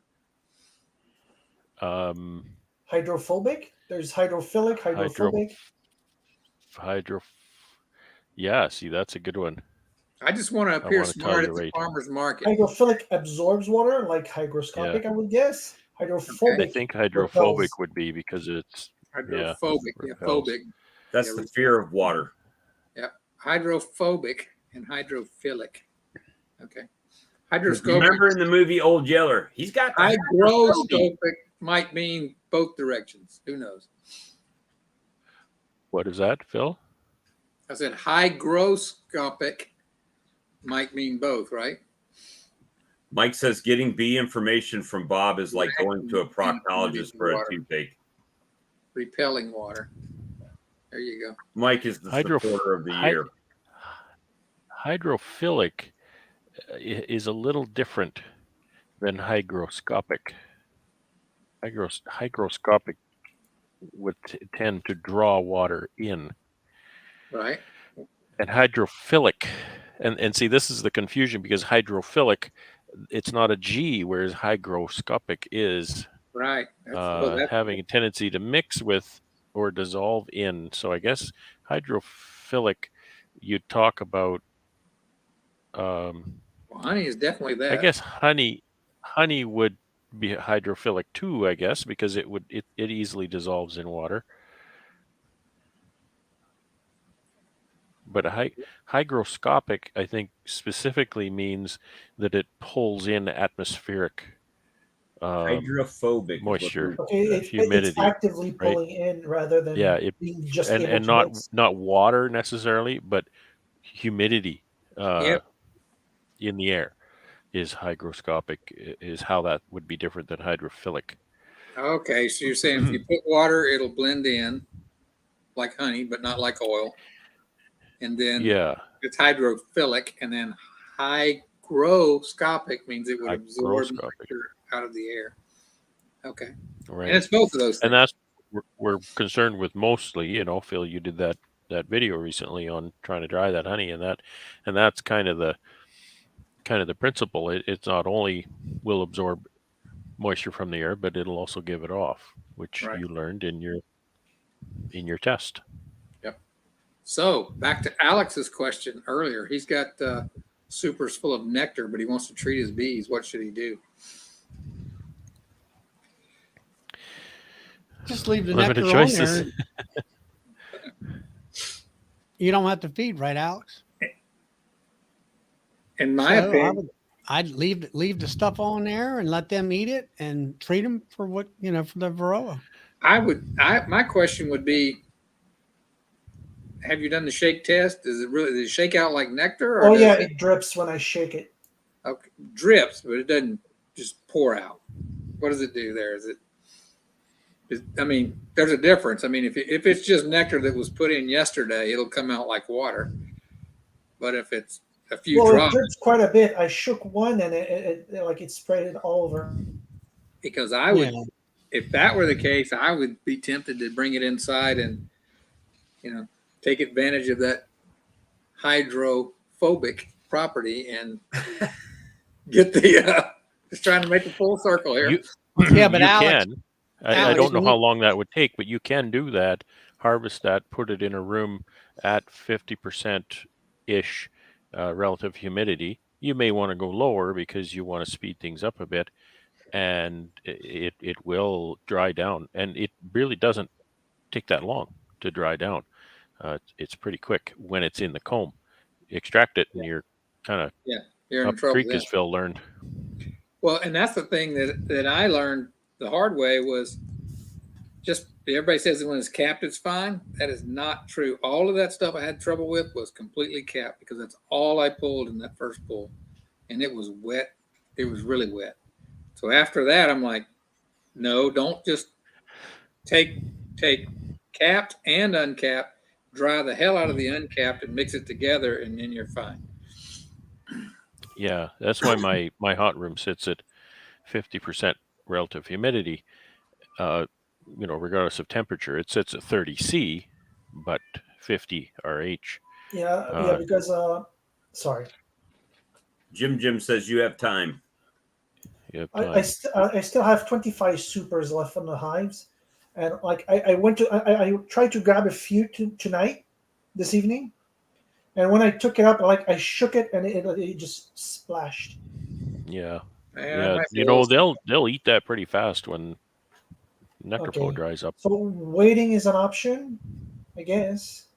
And you can treat, like, you could put Apivar on there, no problem, and let them eat that honey as long as you don't harvest that honey. Okay. I'm starting to wonder with your season, does it really dry up though? I mean, are you in? Yeah, that's a problem. I've like the driest honey I've already extracted, and it was between just over 16 and 18%. So what I did is I have a box fan. I put some filters over so debris doesn't fall in, and I put 4 buckets with a box fan on top, and I'm gonna let it run for a week or two probably, so the humidity drops down to 15. What's your relative humidity in the room? I don't know. That's the problem. I gotta find something to measure it. Most APs keep it around those little weather things, super cheap. Grab one of those wherever. You can buy four for like $25. Yeah, 3 or 4 for $25. Yeah, because if you're over 50% RH, you're going the other way. So, but the thing is, I think if you can get below 18%, Alex, you're fine. I wouldn't worry about anything. It's pretty liquidy. Well, I mean, I was the same way. At 19.5%, it was like, this is just not thick enough for my taste. But I think if you get it below 18, it's not going to ferment on you. But don't they? Even the 16 is pretty liquid for my taste. Really? Cap it up. Around here, 16, 17%. I'm happy with that. Yeah, at 17%, I'm more than that. But at 15%, you're running the risk of it crystallizing too quickly. Yeah. Won't they cap it Well, up? I'm going to call tomorrow. I'm going to call the Minister of Agriculture, see if I can use the Formic pads, Formic and glycerin, because I remember Ian saying that they might be legal by fall. So I'm going to inform myself tomorrow. If I can do that and leave the supers on, that's what I'm going to do. And then I'm going to let them get that fall honey. And 25 medium supers, that's quite a bit of honey. Because they're all pretty much full right now. And they're deep supers, right? No, they're mediums. 25 mediums. Russell has posed 2 questions to me in the chat. I should probably do him the honor of replying. So you asked me if I run a heater. Absolutely. Well, my drying room is my honey house, right? I don't have a separate space. So it all goes in there. And the heater is set to 30 C, but I also run a dehumidifier to 50%. I sometimes will bring that a little bit lower than 50%, 40, 45. But it keeps it going to even keep it at 50%. And that's partly for the honey and it's largely for me, because if I don't have the dehumidifier in there, 30C gets to be a really hot and humid place to work. Always using lots of water, washing things and whatnot. So use that. And he asked about wood and humidity. Absolutely, wood is exactly the same. It's kind of like a sponge, and it does change dimensions. It swells up with higher humidity. So that's what he was asking. Here you go. I found a solution to your problem there, Alex. Which one? They're That's calling a nice it little truck. the F50. It's a Chinese electric truck. For No, $10,000 off. Chinese is bad. Have you seen the reports of all the electric cars just blowing up? He bought this on Alibaba Oh, no, don't. for $2,000. It's got a 3 kW motor in it. That's a ticking time bomb. Hey, but you could probably get 5 supers in the back if they're not full. Well, I was I'm gonna actually get a tiny trailer that won't ruin my car's transmission before I get that. I was thinking that Alex's apartment could probably overwinter if he stacked them real high, about 50 beehives, so he can keep his bees indoors over winter. I think you're right. Just have you a shop vacuum for the dead bees, right? That's right. Yeah, and tell the pest control don't come by during the winter. And keep a window open because that gets really stinky. But yeah, so you're like everybody else, Alex. We just got baby steps to get what we need. I want to tell you what I asked Brad's opinion, and going more into nuke cells might solve the equipment problem. Eventually, being able to buy a piece of land to build a honey house on. Yeah. Because it's a lot more profitable and it takes a lot less space because you can store everything outside. Here's one for Ian. It's a crew cab. Nice. Look at the wheels, eh? Looks like wheels off a Tonka truck. Hey, that could be the grafting mobile. That could be Carrie's grafting mobile. She just jumps in that, rides out there, and grafts in the little. I think it's got a fan, so it's got as much air conditioning as Jane's truck does. Yeah. So Alex, what year are you in on beekeeping? 2 or 3? This is my 4th year. Oh, it's your 4th year. So you must have been getting honey along the way, because my attitude was kind of like yours. What should I do with what they have on the hives? But after the 2 years of no honey from the bees in the country, I'm like, I'm taking every damn drop you bitches will make. I went from, I'm concerned about your health to it's time to pay the rent. Mine. That's right. It's my turn. I made sure I took all the honey out of the swarms I collected because they're probably not going to winter anyway. So that's what I did this year. I'm like, honey on them. I'm like, screw this. I'm putting you swarms 2 to a box, and you're making me honey. So, yeah. Are you feeding the swarm colonies back up? No, hell no. Branson took all the honey from them, so I was like, "Are you going to feed them to try to overwinter them, or did you just seal them?" No, I'm feeding them now, but I'm talking about my theory before was I was going to run 1.5, so I wasn't going to take anything until the bees did a full deep and a medium. Well, what it turned out, we'd get to the fall and the bees would do a full deep and a medium and hardly nothing else. And I went through 2 years of that, building numbers, but no honey. So going into year 3, I was like, screw this. I'm doing single deeps. I'm combining swarms. You guys, it's time to make some honey. And that worked for me. Good because for you. I went from 35 pounds to 500 pounds. So that, you sometimes just got to get a little bit like, doing all this work. It's time to take some profits, or at least pay the bills. So Yeah, exactly. Like Greater Baltimore said their sugar is cheaper than honey. That's amen.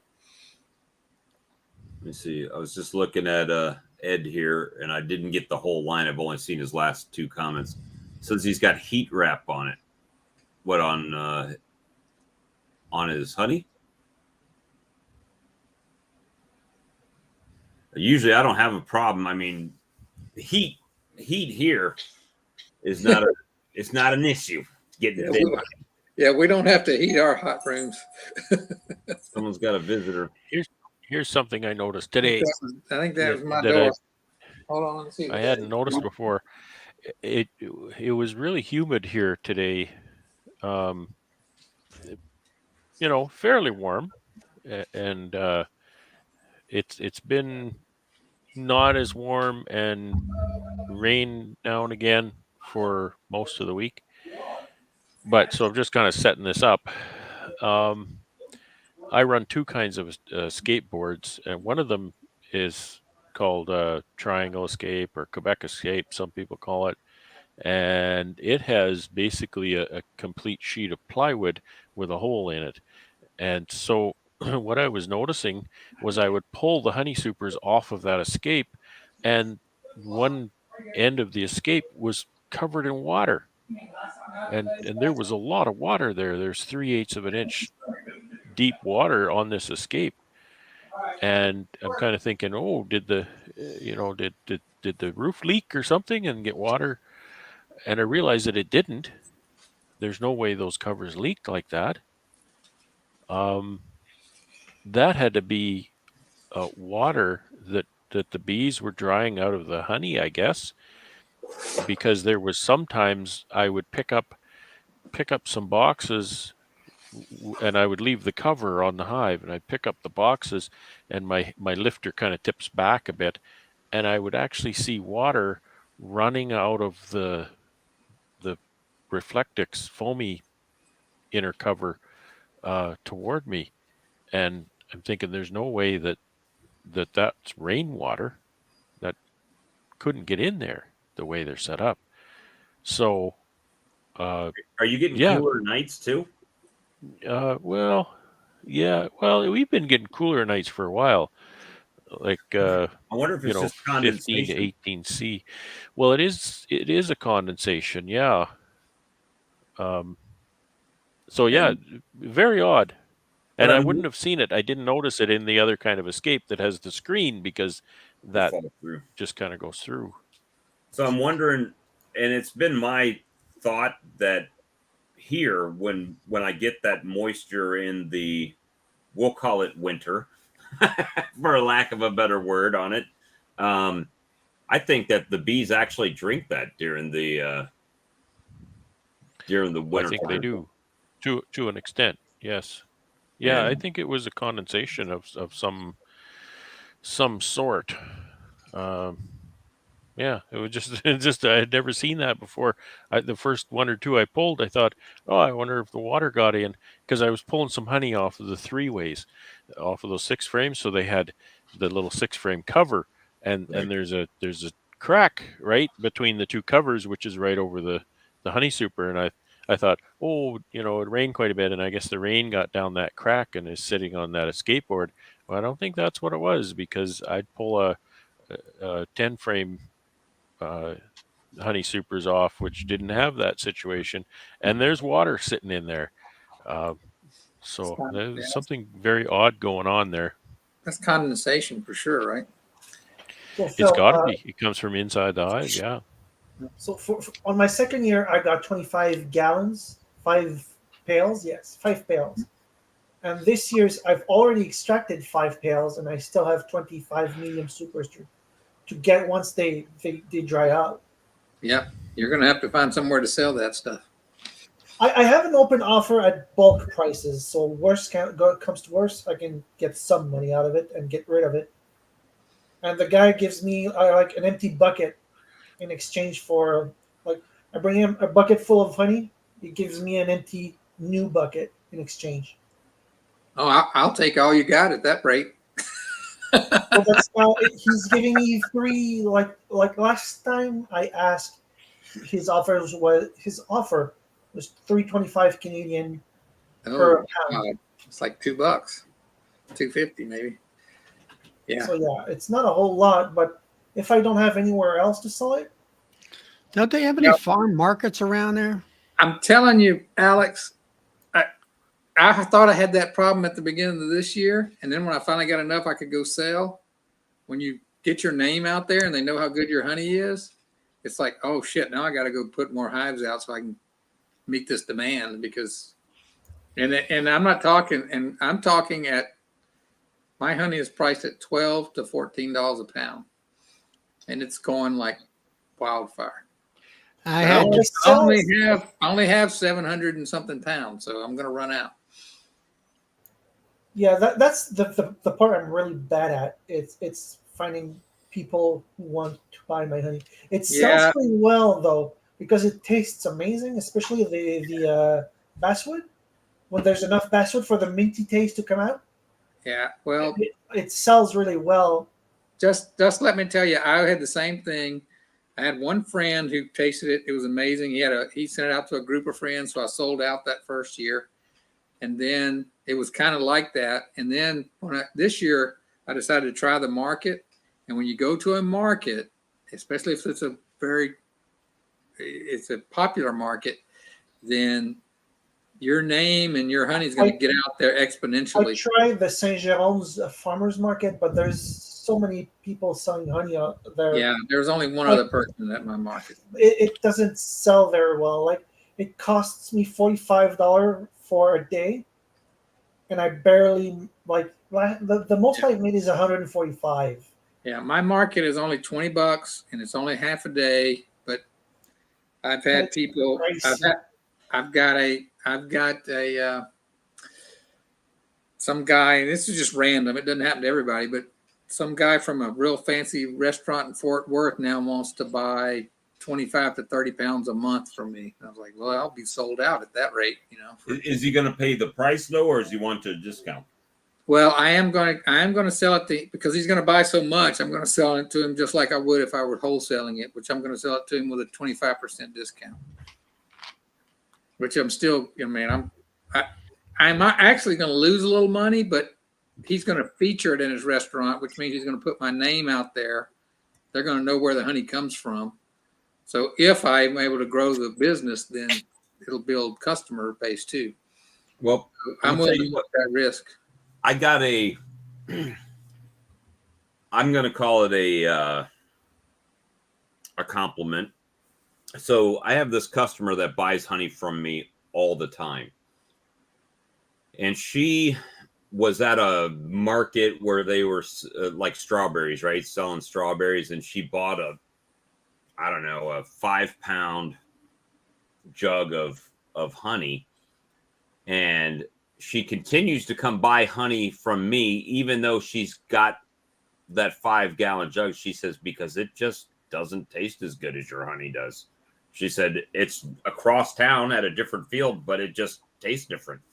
And we prefer your honey. So I was like, cool, come buy some more. I said, you can bring me a jar. I got plenty of honey. I don't have a big enough container for you. Bring a container. I'll fill your container up. It's still the same price per pound, but I'll fill your jug up for you. Yeah. I couldn't sell as much honey as Brad makes at that market. And I would saturate that demand. But I could probably sell 3 or 4 more times than what I'm producing now at that market, I think. I think I've got about 4 months supply worth selling every other week. It's surprising, Phil, what you can move once you get some residuals going. You do that market for 2 or 3 years or 4 years, and the phone just won't stop ringing and people showing up at the door and all that kind of stuff. So it's really surprising. I can't believe how much honey I move, just doing it the way I do it. But man, if I'm not pulling in 8,000 pounds of honey, boy, I'm going to run out too early, kind of thing. I had a lady call me. Sorry. Go ahead, Alex. I had a lady call me during the week. She asked, "Are you selling honey?" Like, I don't see a store on the street. Like, I have 10 hives. I can't afford to buy or rent a store. I'm a small producer, and if you want honey, I can prepare you jars, label them.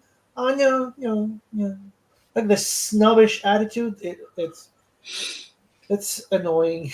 It's Well, see, sad. if I was producing the honey that Brad produces, I would have to have a full certified facility for processing, Right. which means the inspections, all of that stuff, and That's a reason why I want to go into new production so I can afford to buy this kind of equipment and facilities. If I thanks, can make Robert. 100 nukes, I think that's a good plan, but I still think you need to figure out a way to move your honey because oh yeah, if definitely. you're getting that much honey off of 10 hives, that'd be a great problem for me to have. I've got a lot of hives and I'm not getting that much honey. If I was making that much honey per colony, I would definitely have less, because my goal right now is to make what the state legally says I can produce without having to be inspected, which is 4,800 pounds. Really, that's more That's a than we good can goal. So I think we have to be. And if you want to go beyond that, you just like I said, like I want to do sell nukes, and it'll be Then quite profitable. then I'll get my sister to have land right or something, and I'll put bees over there, and then I can make another 4,800 pounds.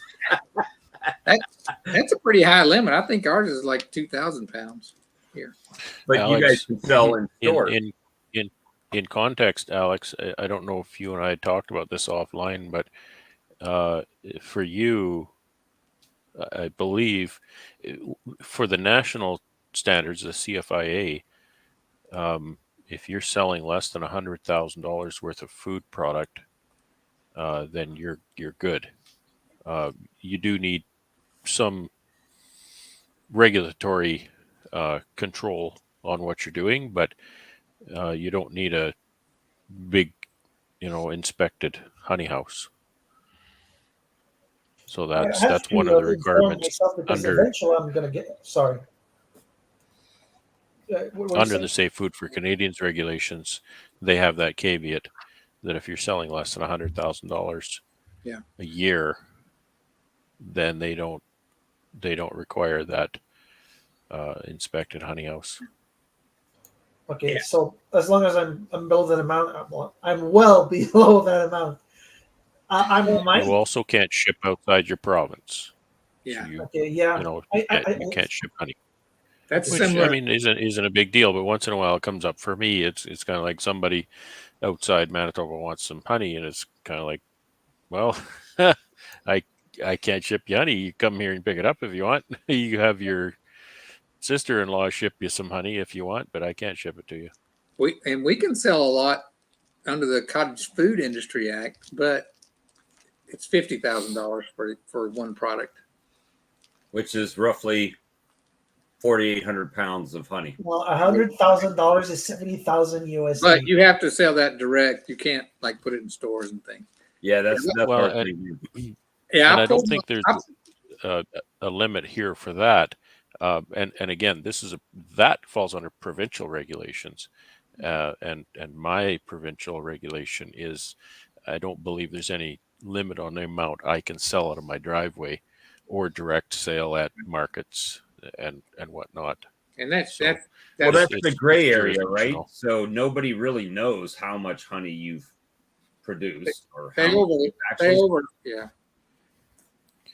They Well, over that's the thing. How are they really going to know how much honey I'm producing, right? It's Right. kind of like, I guess they could. Well, you Like, got how would they this even many know colonies how and much this honey many- I'm selling? Because a lot of people don't even claim a lot of their cash sales. Right. I claim this is every my dime, business, so I IRS. do. Yeah.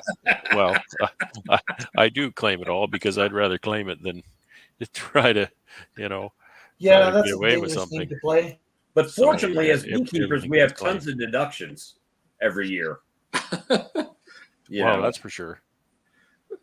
Well, I made honey, but I had to buy this $6,000 capping spinner, and I had to buy this uncapping machine that cost $4,000. So, yeah.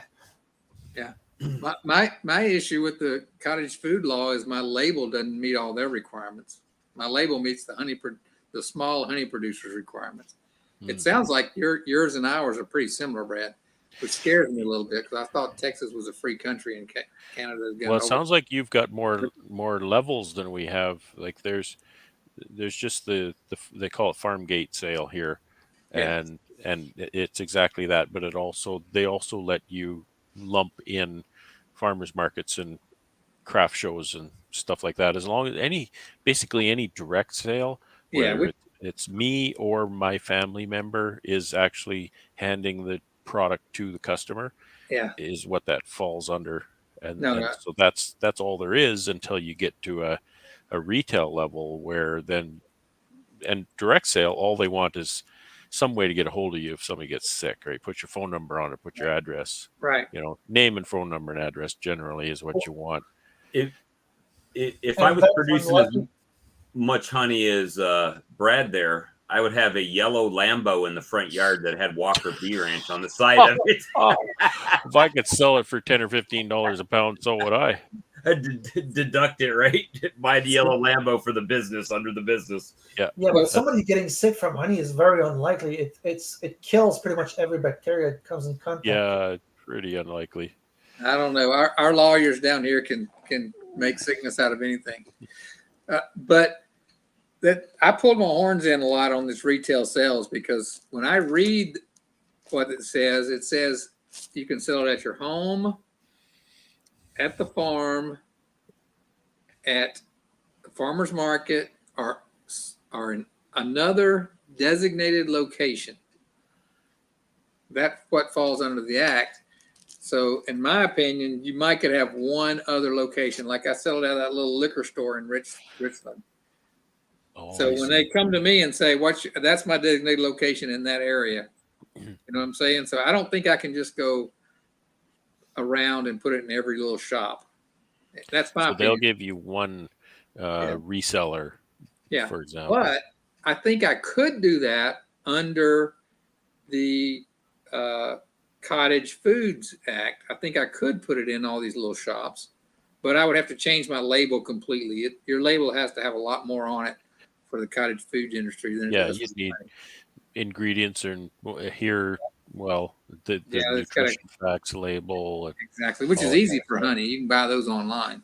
Yeah, and ingredients, it's a single ingredient, so that's easy. Here we have to, my label's all cluttered up because it has to have English and French on it. And it's so hard to get what I want on my label because there's not enough room to write everything twice, and French words are really long when it comes to stuff like that.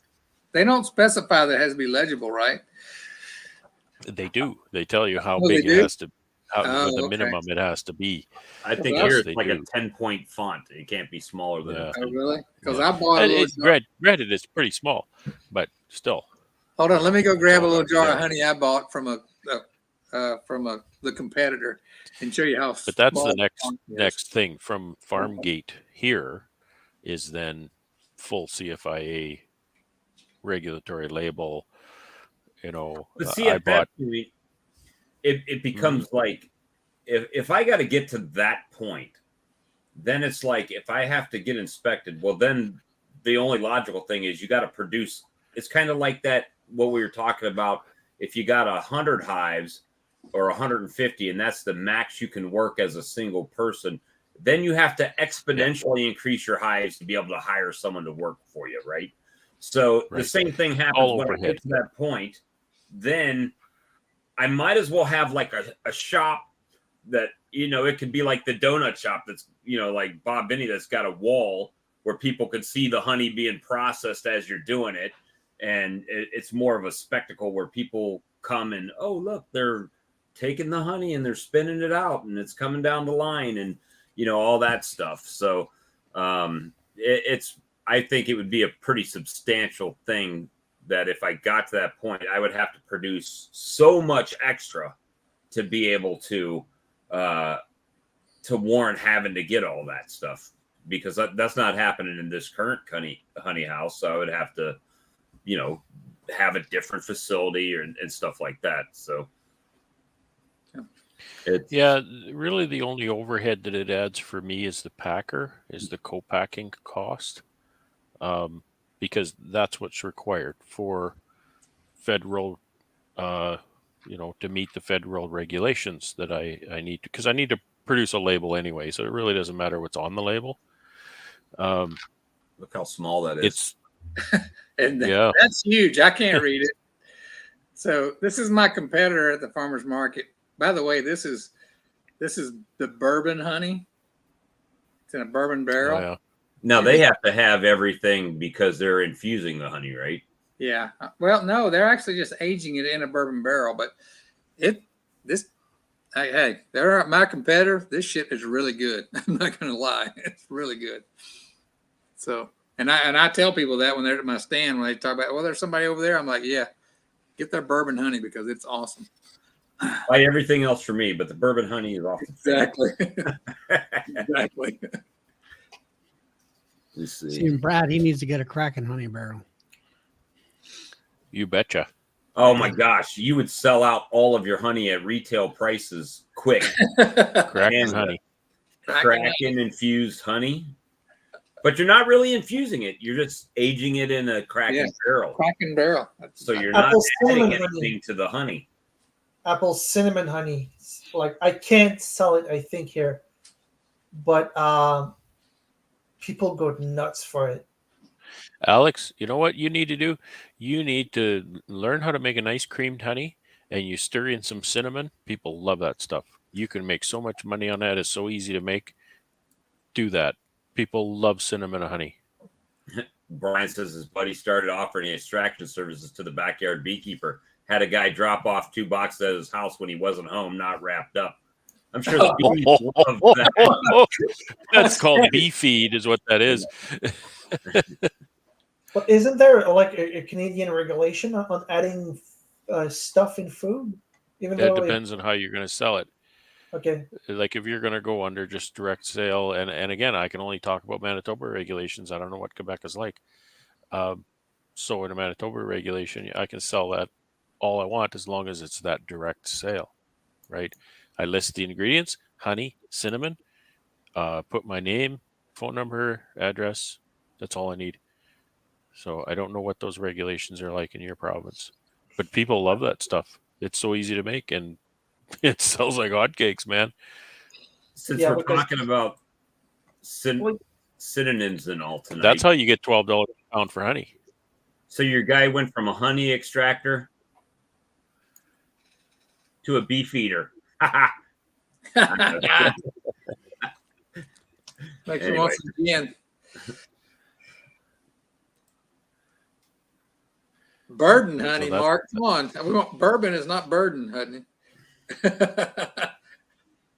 That I couldn't imagine. How do you explain that to the customer?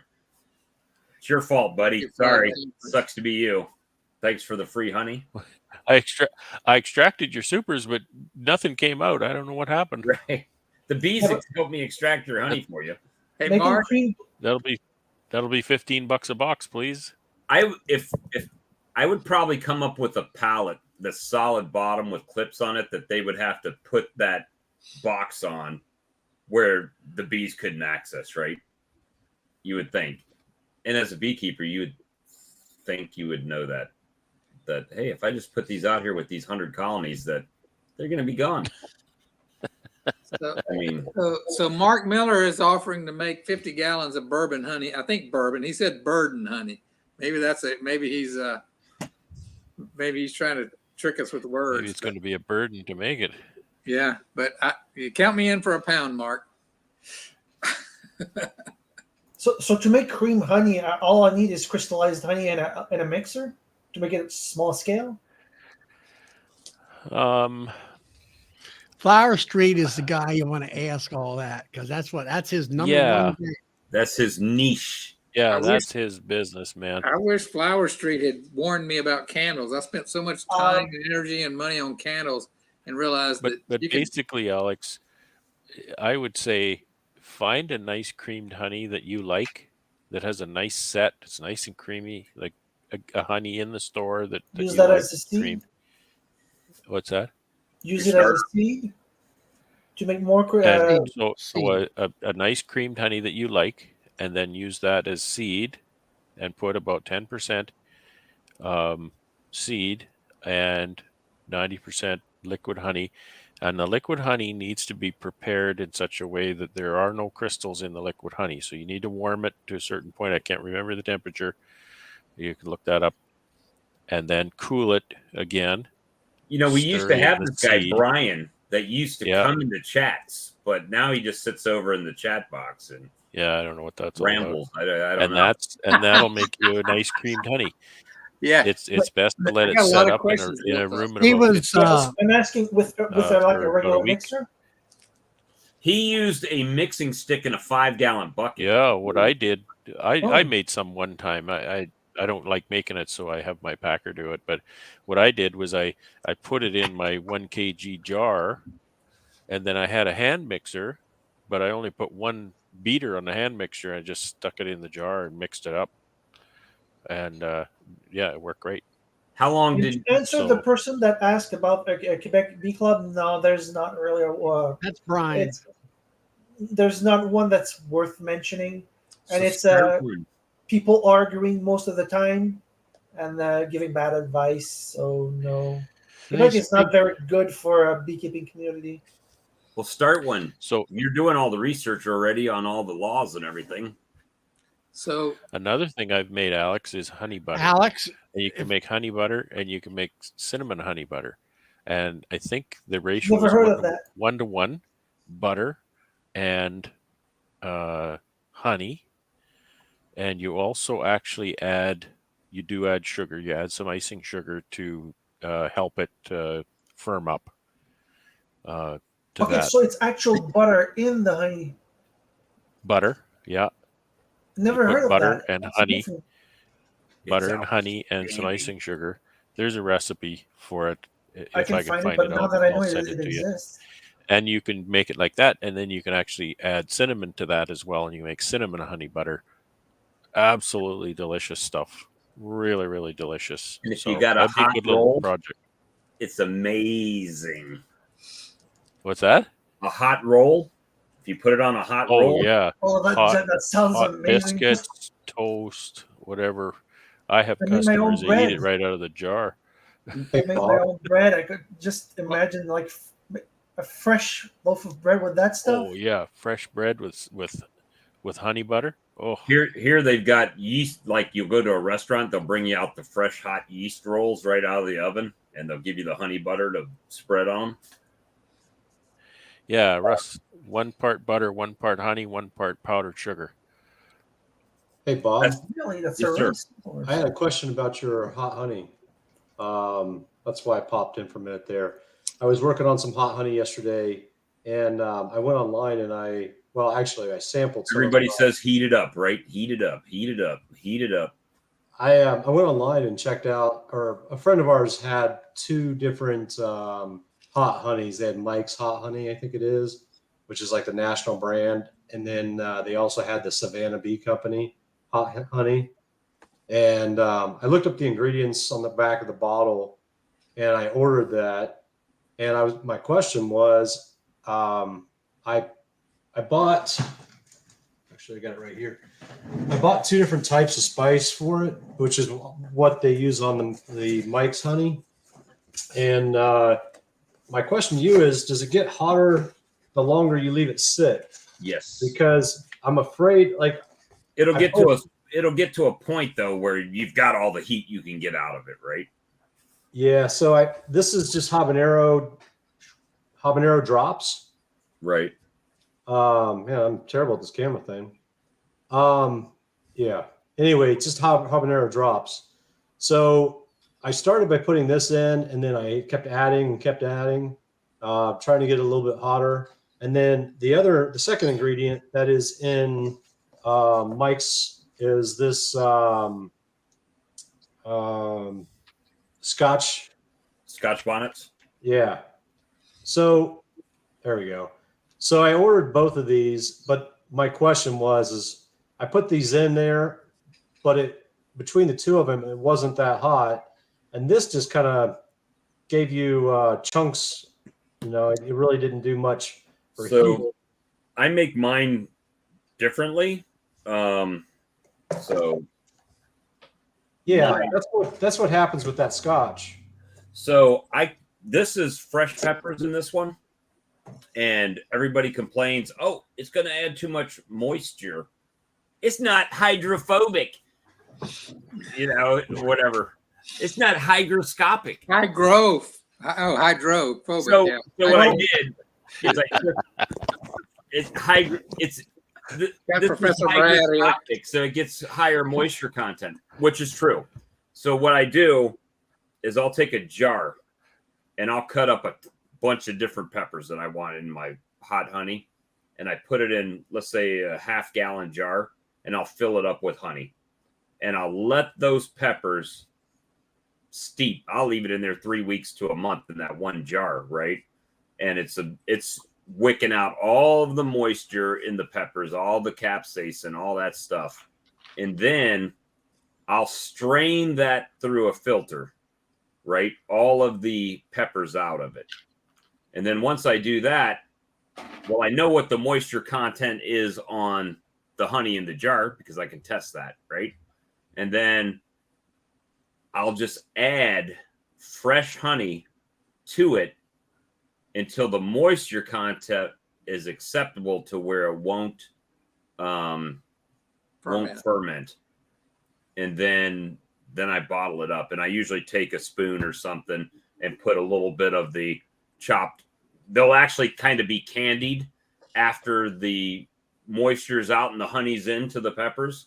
These actually turn into like candied peppers, and I just put it in there for a little bit of looks, but I don't usually put that on anything. But So how long do you usually wait? Like those, I put those drops in there. How long should I wait before it's, where I should expect it to be at its potential? I've never used the drops, so I can't really give you a good answer on that. You'd think with it being drops that you would just add drops until it's as hot as you want, right? And mix it in. I don't know that with the drops, if it gets hotter as time goes on. That's the exact ingredients that both, like I said, that the major Savannah and Mike's both use. It says, I guarantee if you had a jar of this stuff next to that, you would be able to taste the difference. This, as compared to a traditional like hot sauce, this actually, you can taste the fresh peppers in it. It tastes different. And is this the same stuff Brad was making the brown starfish joke about the other day? No, that was some Carolina Reaper stuff we were talking about. So Jason, Jason was talking about that, but Brad was on the stream too when we were joking about it. But what I did is I've done that, and I put dried Reapers because this is the first time I've used dried ingredients in honey at all, and I took a whole bottle of brown starfish powder and added it to. Can you make Charlie big there? Wow. Dang it. I woke him up. Shoot. You were snoring. You guys Charlie. are talking about something I'm not interested in. Hey, Charlie, I was telling you about the other night. I was telling you about the solar melter that I made, and now I'm going to have to file charges against Ashby because Ashby took my idea and published it. Now he did. We just happened to have the same idea days apart, but I noticed he actually published a video with almost identical to what I did, except for I just used a grinder. He knocked some holes in the bottom of it, but I thought it was funny because I was thinking maybe he owed me some royalty fees or something for stealing my idea. Uh-oh, here it is. This could go bad very quickly. So everybody's seen one of these, right? I just put this on top in order to keep debris from getting in it, right? But this is that. God, it smells like ass. It Yeah, smells, please let me eat that. smells like brown starfish. That ought to sell really, really well, Bob. Yeah. But all that is Carolina Reapers and Carolina Reaper powder and honey. And it's just sitting there steeping, right? And any excess moisture is also evaporating out of there. And so once I get it to a point to where it's hot as I want it, or maybe it's too hot, then I can just add honey to it to adjust that flavor, right, or temperature. But the moisture wicks out. It, I've got a couple bees in there, that type of deal in that thing. But but that's how I do it. So I've got, I don't know if you can tell, but this bucket it's about filled up to right here with honey, right in this area, and then I'll just add more honey to it and mix it in. So earlier you were saying, I think if I have the numbers right, you were saying that you guys are charging like $1 a pound or something. I'm sorry, $1 an ounce or something. You can double your whatever. Well, for me, I meant for regular honey. That's why I was asking, what kind of premium do you add for hot? It doubles. You double it. Yep. So I can put that in a half pound and charge the same thing that I'm getting for a full pound. Okay. And So I made some hot honey, like Bob. And what I did is I added fresh habaneros, dried ghost peppers. It did add too much moisture, so I used like a box fan to bring it back down. Then I just flipped it twice a day for a month, and it got extremely spicy. So there's different ways you can go about it.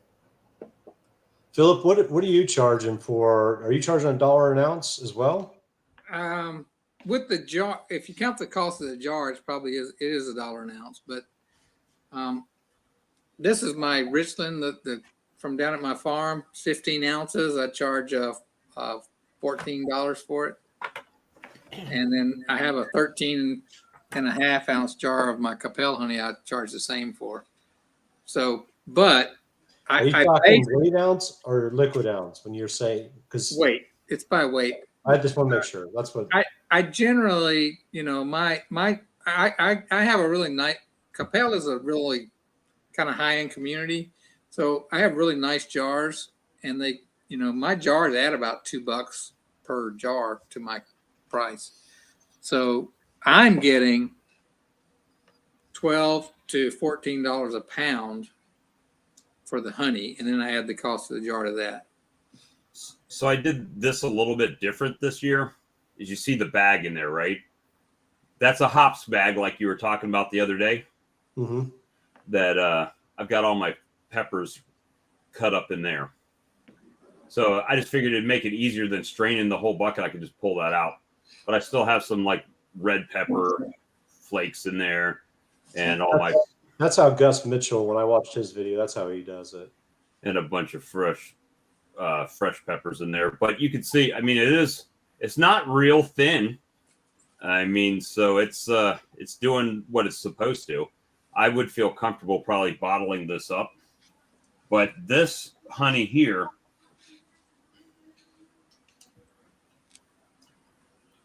tastes pretty amazing. Hey, Brad, by the way, we were talking about the soybean field and the amount of honey that I think that they pulled from that soybean field. I'm not sure if it's soybean, but it is amazing, the taste of it. And everybody I heard online said that soybean honey was terrible. And it's very sweet and very rich flavored versus like the summer honey is darker and more of a bolder taste. This stuff is super sweet. Can you say your summer honey's that way? Usually that's the fall honey. Nice. That's super sweet. My spring honey in the past is more like locust honey. So it's Right. real light. Yeah, that's what real I light get. flavored. It's almost like sugar water. Yep. Like and- cotton candy. Yeah, but then then my summer stuff is a little darker, a little bolder in flavor. It's more honey flavor, and it's darker in color. But this stuff is super sweet and it's light in color. It's not as light like a locust, but I'm just blown away how sweet it is. It's sweeter. It's much sweeter than locust honey, and much sweeter than the summer honey. So I don't know What's blooming around you. Have you looked, or what's that? what's blooming in your area? Do you know? Nothing, but I mean nothing that's dominant, right? There's nothing dominant blooming right now. The only yep, that's exactly what it is. Yeah, it's like a real light amber color, and it's very sweet. The only bad thing is the day I harvested it, I ran into the farmer, or not, when I was pulling the supers, and he said he had been holding off spraying because he's got to spray pesticides, and the beans had rebloomed, I guess. So he said he can't remember when that's happened before, but we had, it was really dry. We got some rain, everything popped. And then I guess, it's not been dry. It's been wet as hell this summer, but they rebloomed. All the beans rebloomed because he was getting ready to spray, and he couldn't because he said it was blooming. And he said he couldn't wait any longer. He was just warning me that he was going to have to spray. And so is this the year he's had bees out there? What's that? Is this the first year he's had bees out there? No, they've been out there 4 years. But this is the first time that there's been bloom. Well, first of all, it's the first time I've seen the bees on the blooms. And then second of all, this is the first time that with them reflowering, this is the first year I've ever got honey off of them, and that I can tell. And then on top of that, he's having to spray when there's still some blooms left, because they've been blooming, I guess, according to him, they've been blooming for over a month. Which it's weird because the beans all have bean pods on them, and they're reblooming. And they're still green. So Yeah, it's there must strange. be some different type of beans, because the beans around here, they're bushy, green, and Yeah. I've watched them, and they don't seem like they have a bloom to them at all. No, it's just a real short bloom. It's like It's real tiny.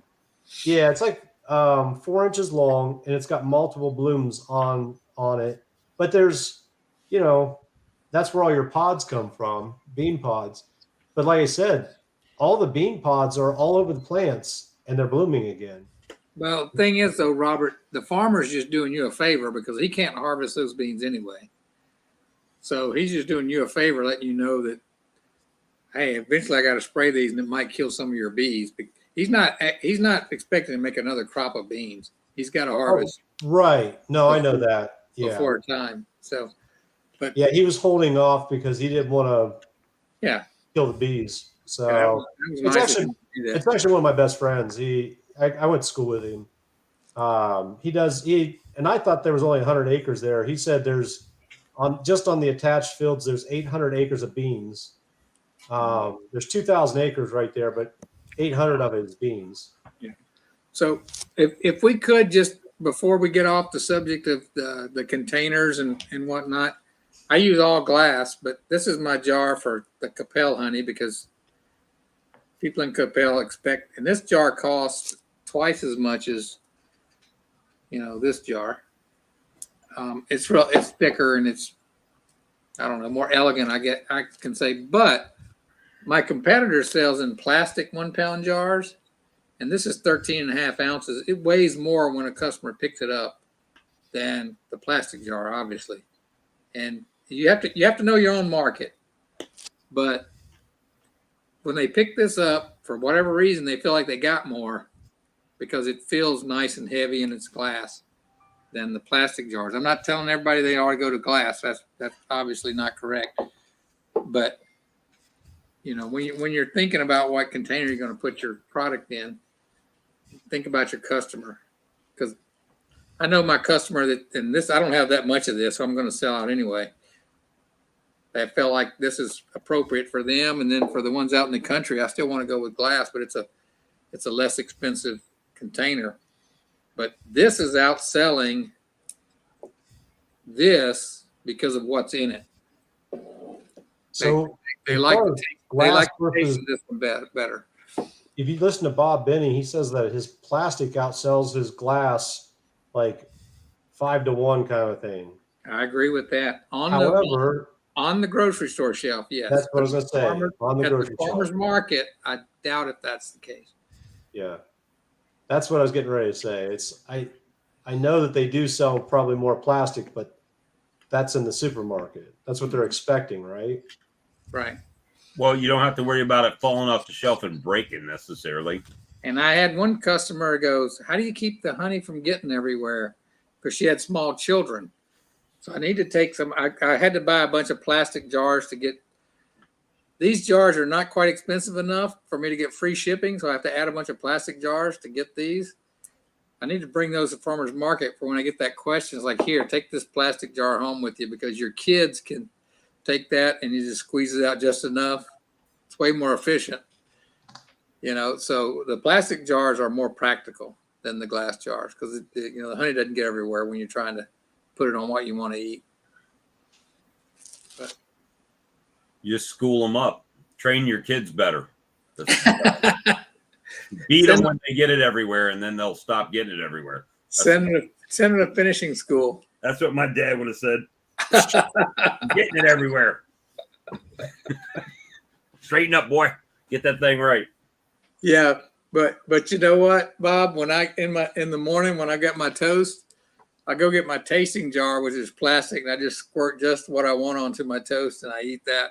I never go into these glass jars. So I'm wondering, going back to this whole honey butter thing, I wonder what the regulations are for that. That's a as good far as question. making And it is it salted selling. butter or just saltless?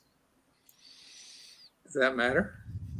I don't know. Um, Make both varieties, and then you can sell think to the I health use conscious salted and butter.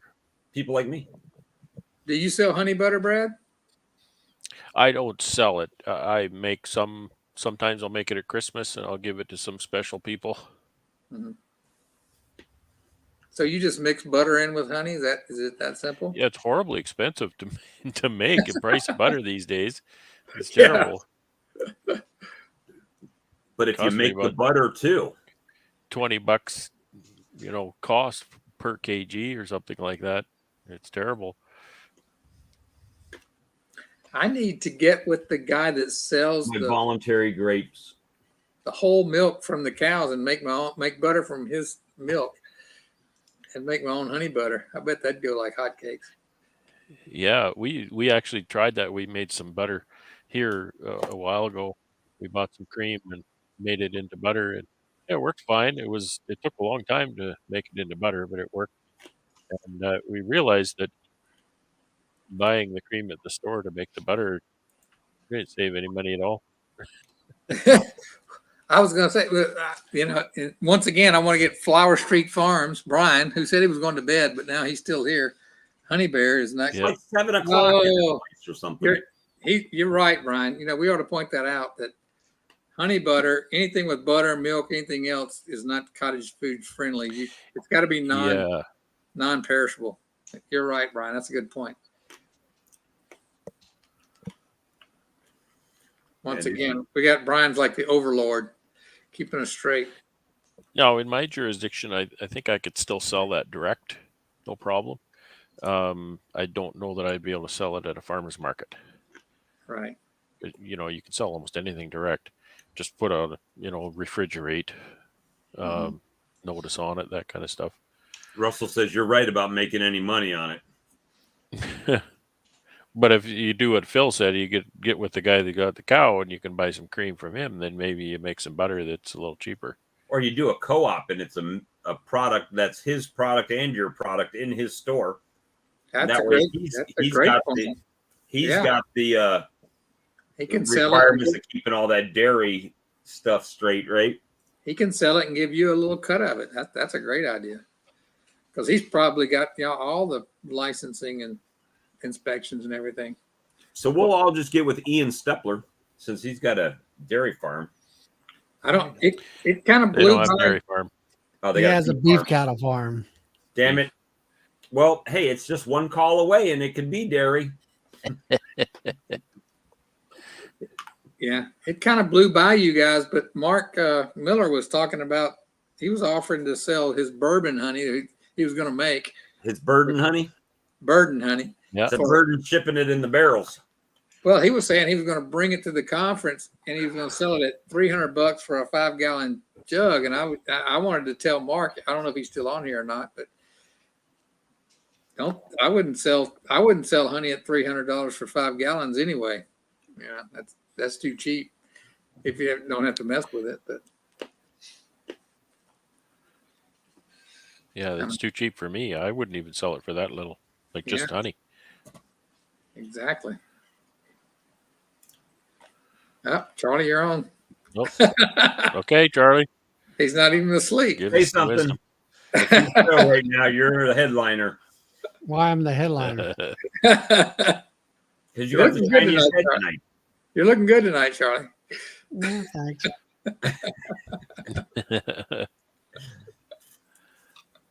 We're All right, just so poking. I'm going to ask the dumb logical question here.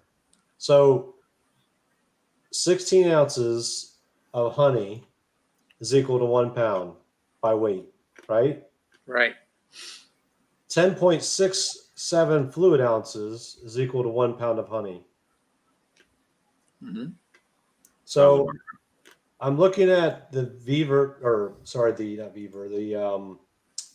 Berlin web page here.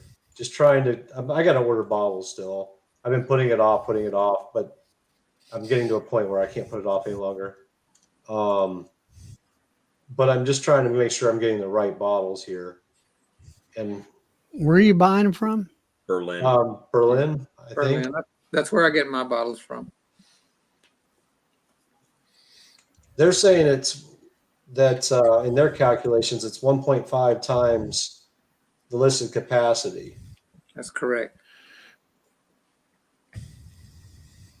Yes. So I guess the question is, when you look at Berlin's website, are they telling you honey weight or are they telling you fluid ounce weight when you're buying this stuff? I can answer it. I can answer that. It's fluid. They list everything in fluid ounces. And Gamber Container does everything in honey weight. If you're looking at the honey. Let me grab an empty bottle. So water and honey weigh the same exact amount? No. They No, don't. No. Isn't water 8 pounds? Yes. honey's 12 So roughly. And So honey's 1.5 12 times. pounds. Honey's 12 pounds per gallon. if you're getting a 12 fluid ounce jar, that should hold 16 fluid ounces of honey, right? Is that right? No. Fluid Yeah. ounces volume, Bob. You can't put 16 fluid ounces in a 12 fluid ounce jar. No, right. But we're talking about weight. No, you said fluid ounces. That's a volume measure. All right. We So got you on semantics. Yeah. so I Rob- that? misspoke once again, sir. No, no, it's a volume measure and a weight measure. Now, problem Right, is the guy so- that came up with it called them both ounces. It's a fluid ounce, an ounce, or a fluid ounce. An ounce is a weight measure. A fluid ounce is a volume measure. Right. Exactly. So how No. many fluid ounces will hold 1 pound of honey? 16. That's No. no, No. that's not true. 10.67. 10.67 fluid ounces is equal to 1 pound of honey. That Sort sounds of, sort of, but you have to remember that honey is going to be. It has water in it. We talked about that earlier. Honey is 20% down to 15%. 15% honey is going to weigh more per volume than 20% honey because it's got more solids in it. Okay. So the 1.5 that Berlin tells you about is sort of the average. All right. So if you buy your bottles from Berlin, if they say this is a 9-ounce bottle, I can get 13.6 ounces. I sell it at 13.5 ounces, which is 9 plus half of that, 4.5 ounces, right? And I have to fill it up to, it's got to be into the where the threads are, or this little rim is on the jar to get to that. I used to sell it at 13.6, but I had to almost overflow it to get 13.6, so I just dropped it back a little bit. When I first started selling, I was selling at 12 ounces, which is just getting into the neck of the jar. But you'll have to measure your own honey weight once you get your jars. You have to measure just a few of them and see how far you have to fill it up to get to the weight you're trying to get to put on your label. Does that make sense? Your honey weight varies. Water weight doesn't vary. 16 ounces of water is 1 pound. That's where that comes from. That fluid ounce is based on a pound of water, not a pound of honey. But typically, if you buy, what is it, a 10 fluid ounce bottle, it will hold 1 pound of honey, right? Is that what we're saying? A 10, yeah, that's probably about right. It's 10. Well, no, not necessarily, because this is a 10 fluid ounce bottle, and I get 15 ounces out of it. It's 1.5. According to, if you're getting that from Berlin, it's a 10.5 on their webpage, I believe. But that don't give you a full 1 pound. This is a 10.5. I think it's 10.5. If you buy, so the thing is, they sell that exact jar 3 ways. That's what's confusing. They sell that jar with the lid at a 10.5. They sell it without a lid at a 10 and a. Give me 2 seconds. I'm on their page here. I'll tell you. You're right. You're right about that. I think it's a 10-ounce jar, fluid ounce. Because you buy the lid separate. Well, it doesn't matter which lid. I try to buy this with the lid, but I'll tell you, it might be sold out with the lid. So in that case, I pay an extra 5 or 10 cents and buy the jar and the lid separate. Well, that's what I'm saying though. When you buy it with the lid, it's a different ounce than the non-lid. It's the same jar. It's the same jar. It's no different. They just label it 2 different ways. Yeah. Well, a lot of times when you find it, they'll also. I found that when they sell the 1 jar, which is the sample, or they might even send it to you free. I don't know. 1 jar, they list it at 10.5 ounces. When you buy multiple jars, it's 10 ounces. That's just, I don't know why that is. That's the way their website is set up. Yeah. Right. So they list on their website 10 ounce or 10.5. But if you want it with a lid, it only comes with a 10.5, not a 10. And they're both available, both a 10 and a 10.5. On Gambers, it says 16-ounce Pet Classic. This is plastic, obviously. Yeah, that's weight. But right? down here it says 16 ounces of honey weight. So they've already done the measurement for the conversion. That's a 12 fluid ounce jar, I'm sure. Isn't it? Or is it? Yeah. That's what I buy. That's what I buy as well. And you see, that's not even filled into the neck of the jar. So I always fill it up to this ring. Right. That's the fill ring. Yeah, that's probably a 12-ounce jar, and that's 12 and. On the 1 pounder, you get it right at that fill ring, and it's perfectly 16 ounces. But now when you go to, let's say, like that one that's square one back there, it says 5. I buy a 3 pounder, and I actually have to hold it below the fill ring quite a bit because it fills it to get it at 3 pounds. Yeah. Because I weigh all that stuff. Personally, I think it looks better when you don't see that air. Well, it looks like it's full. Yeah. I've got people that do kind of like what Wes is saying there. They'll take a pint jar and but they put a pound of honey in a pint jar and it looks like somebody's already been scooping out of it, right? Like you're selling. But I will tell you, I sell this same jar in a 32 ounce, which is a 2 pound jar, and I have to not let it get into the neck of it, or I'm giving away honey. Because it's got a huge neck, and I can give away, like 2 ounces of honey if I fill it up too much. That's right, Wes. on those I on those I don't feel as much. Matter of fact, let me go grab a bigger jar. And That's what I do. I tear weight my stuff out, and You weigh every single bottle. You Yep. weigh every single. no The way. Vivor auto bottle filler. It's supposed to, I bought the one that has like a reservoir on top of it, an 8-gallon reservoir, because it says it's a piston driven, and it says it can do creamed honey as well. So it can do regular honey and creamed honey. And so I have to put a separate scale. I bought a scale for it to set the bottles on as I'm running them through, so I can tear them out. Maybe me go get another gadget. But at the end of the day, what I was confused about is which bottle to get, because I was looking at the exact bottles that Philip had, and they listed them as a 10 and a 10.5.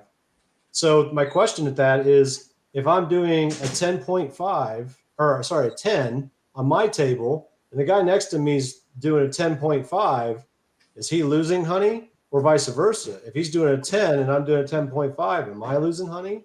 well, it's a 0.5 with a lid on it, right? No, Sounds like to me it's the weight of the glass. No, and the lid. it's listing both. It's listing it as a 10 as an option and a 10.5 in that exact bottle. You Yeah, can get either one.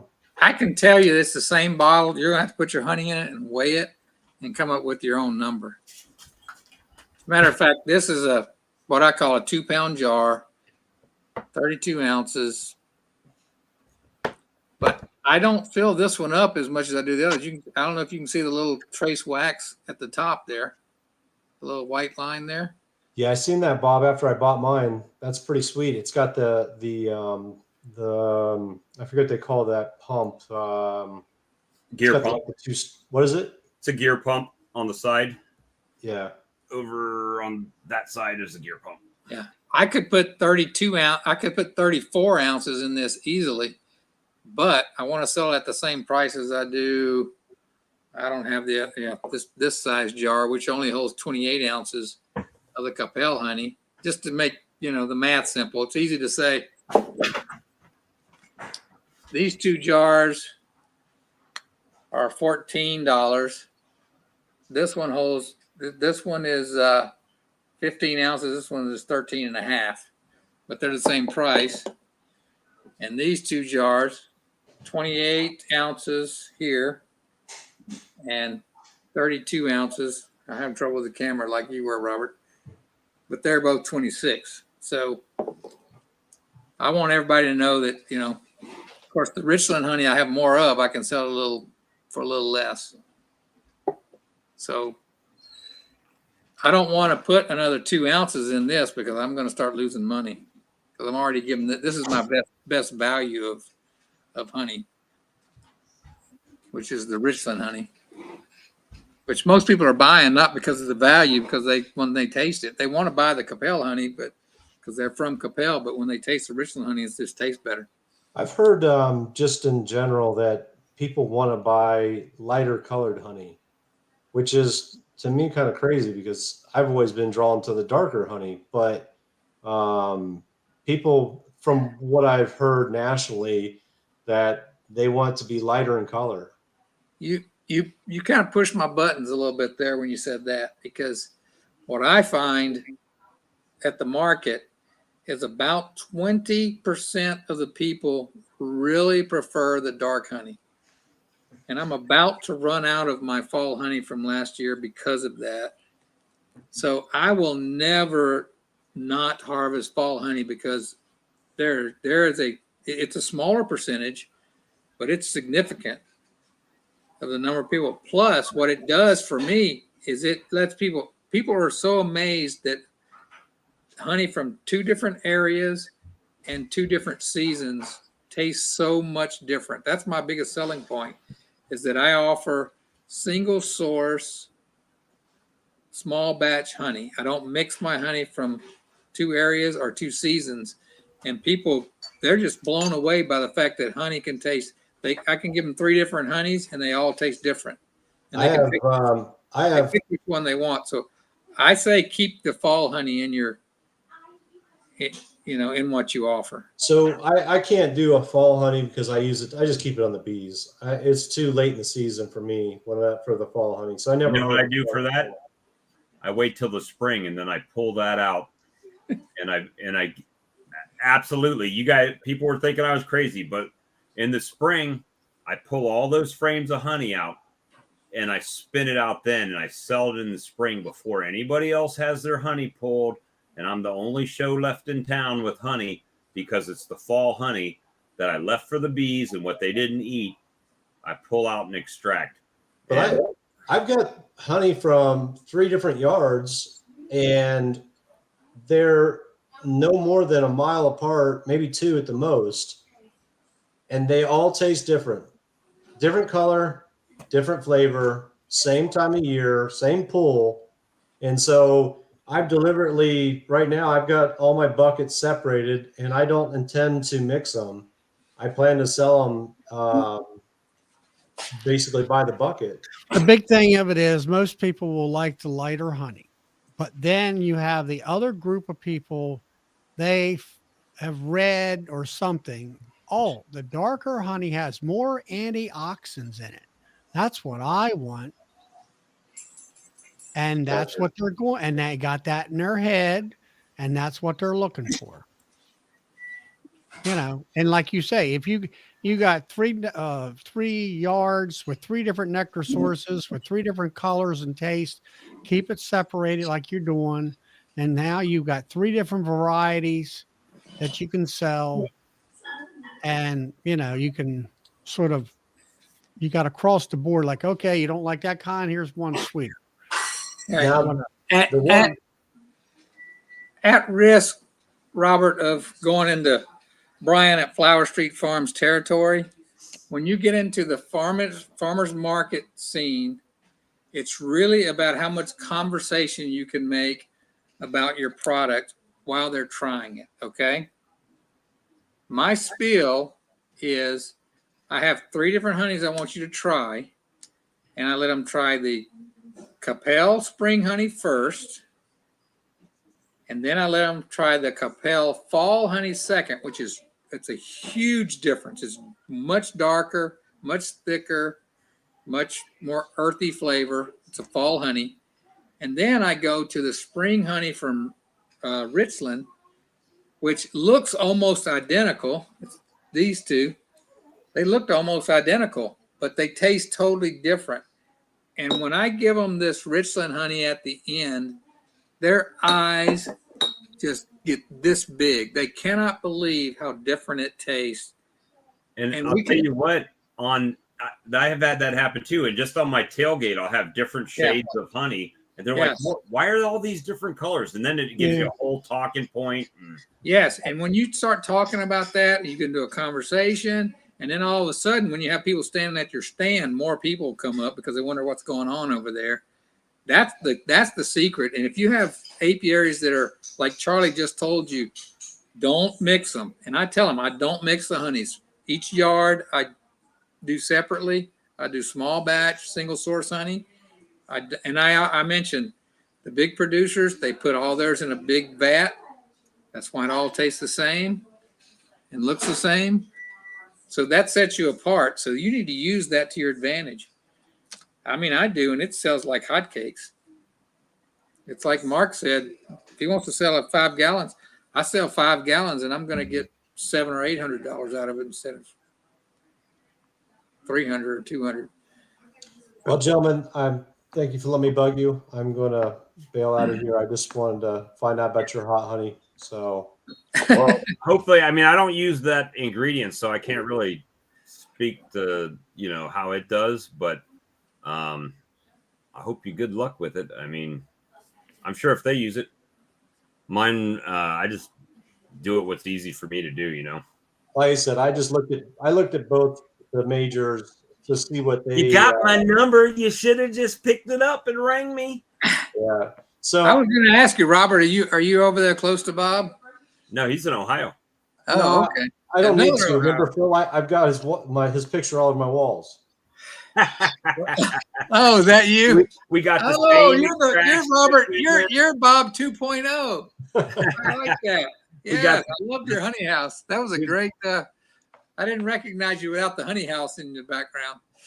We got the same equipment. We got what else we got? We got the FFA, right? Did that together. This year should be. I just actually came from a conversation with the director tonight, so hopefully this year we're going to build on it a bit. Last year we had 10 girls, and they all fizzled out, and so this year I'm hoping that we can get more interest and start earlier in the year. The problem was last year we started late and just didn't get the interest. The girls that volunteered, they just everything came up. So they ended up with sports, they ended up with this and that. Right. 4 or 5, I think 3 or 4 of them went on a 2-week trip or something, and everything just fell out. But hopefully this year we can get some more dedication. I'm gonna try to do some recruiting this year. Okay. It'll work out. So Robert, I do have a question for you now, because I was when you did your presentation, it's obvious you're collecting quite a bit of honey. Well, I didn't collect hardly any honey for what I have. I have 40 production colonies. That's not including nukes and swarms. I have 40 fully, like, I'm, wall-to-wall bees. These are not small colonies. These are full-sized 40 colonies at the beginning of the season as well. What's that? Were they production colonies at the beginning of the year? So I had 30 production colonies that I put to bed. I had 36 going into September. I had 6 swarm in September, which is unheard of. Those all ended up having to be combined because they couldn't get a queen. So I combined those, and then I ended up going into winter with 30 full hives, and then or colonies. And then in the spring, I ended up with 18. The ones in the wood, like I was saying earlier, I forget what it was. I only lost 1 colony. I can't remember if there was 10 or 12 colonies out on the bean field at winter, but I only lost 1 on the bean field. The ones in the woods, I lost 50%. So I came out of winter with 18 hives. At that point, I split. I caught a couple of swarms. And then I just kept equalizing every week. So I created some queens, but I kept equalizing every week. So all of my hives I didn't have a single hive. I had maybe 1 swarm the entire season. And that's because every 2 weeks I equalized all 40 hives. If one got, what I did is every week I'd go in and I actually would spread the brood. So I would go in and I would spread the brood apart. I'd put an empty frame in between the brood.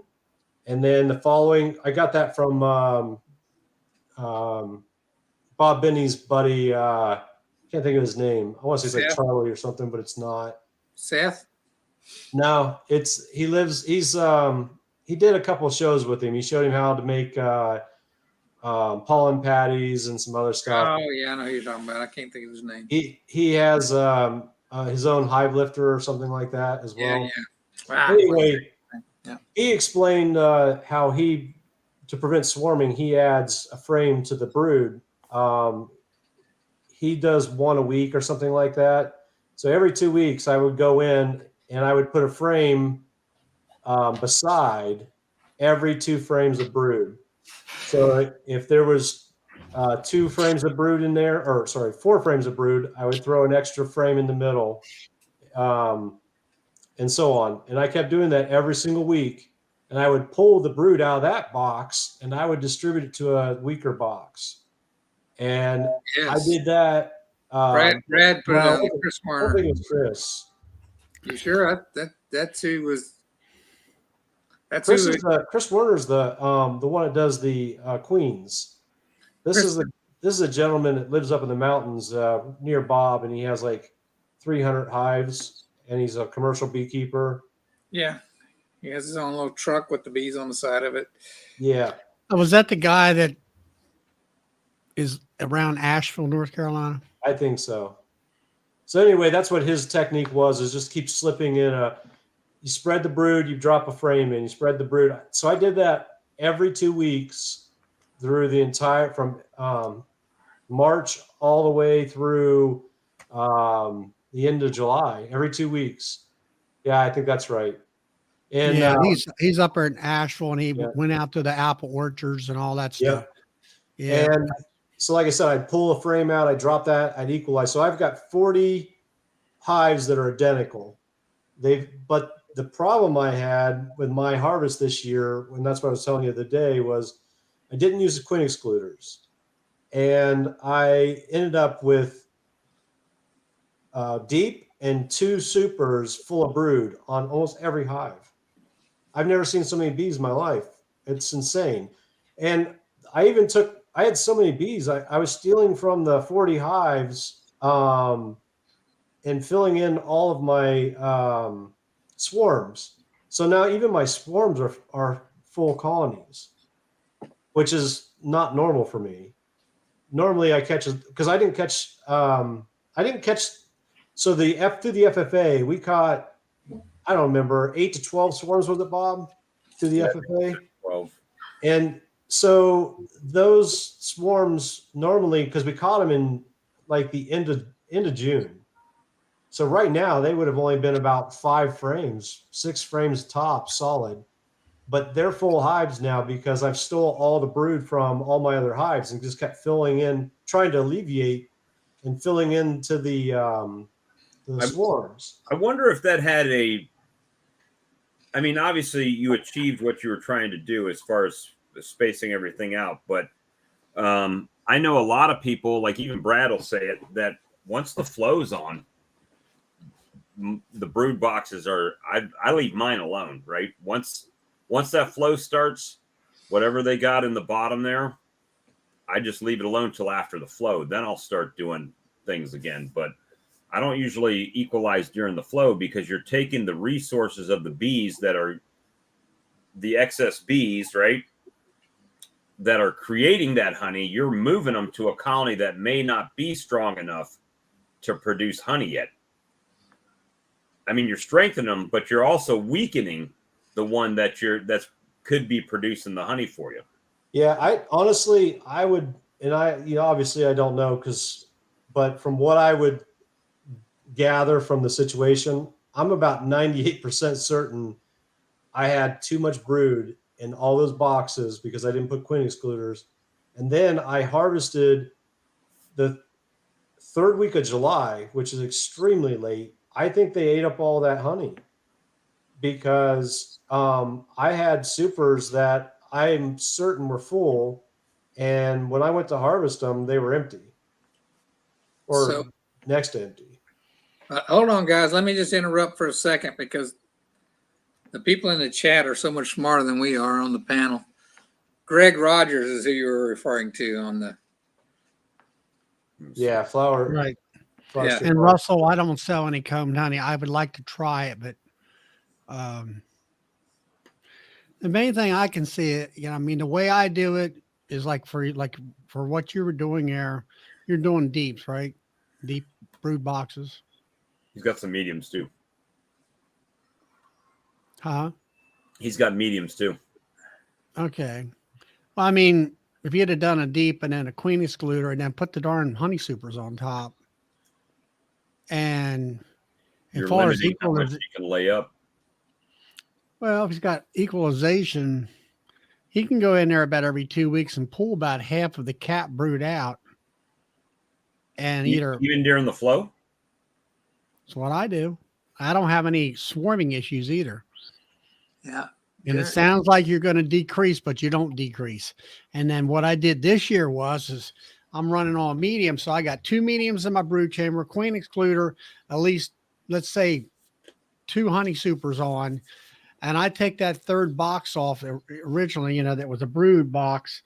And now I put that up on top, and I put those frames, I shake the bees off, take those frames that are capped brood, put them upstairs in that top box. and that brings the bees up to fill those honey supers up. And then also, if I'm going down the line and I find a weak hive, well, I don't have to dig through the other hives to go back and get any brood. I just go to the top box and pull that out with the bees on it and stick it in the other hive. That's But smart. I like it's you want those. The one thing I noticed is in the last couple of years is like your honey supers, they need to be covered with bees where you can't even see. If you see them, if you go in there and those frames are completely covered on the top and you can't even see the tops of the frames, that hive will make you tons of honey. It'll also Tons. swarm if it's too early. It won't swarm because you keep pulling the brood out and you keep Yeah. putting empty comb in and replacing that with empty comb. And that's the And key. she- and You gotta she- have the empty comb to do that, though. So I want to go back. I'm like, he's got a lot of it. It's got 40 hives. Honestly, I wanna- Bob, is if you put a blank, I that's what I did this year. I put in blanks, all foundations down in between the brood, and they drew it out and filled it back up with brood within a week. Yeah. Right. You spread the brood, But that before also you spread takes the brood- 7 pounds of honey for a pound of wax. So I want to go But back. you're going to double your production. Next year, you're gonna explode. I was going to say, I want to go back to my original question, Robert, that started this whole conversation. You obviously have some honey you're sitting on, or what are you doing to unload your honey? I don't know yet. This year, I only averaged 25 pounds per colony on 40 colonies. So I'm sitting still a lot of around. honey. That's I'm about sitting- what I did. I'm sitting on. 1,000 pounds. I have 26 pound, but let's call them 5 1/4 just for an easy math here. Well, not easy math, but more realistic because I don't put I don't put it clear to the top because I got to pull the filters out. Yeah. And if I put it too high to the top, then it overruns the size when I pull the filters out. That's about 44, 45 pounds per 5-gallon bucket. That's what Yeah, I- so I'd say it's like about. I got 25 1/4 gallon Brad's on his game bucket. with me tonight. I have 105 gallons. That 105 gallons. That's Times 12. 1,200.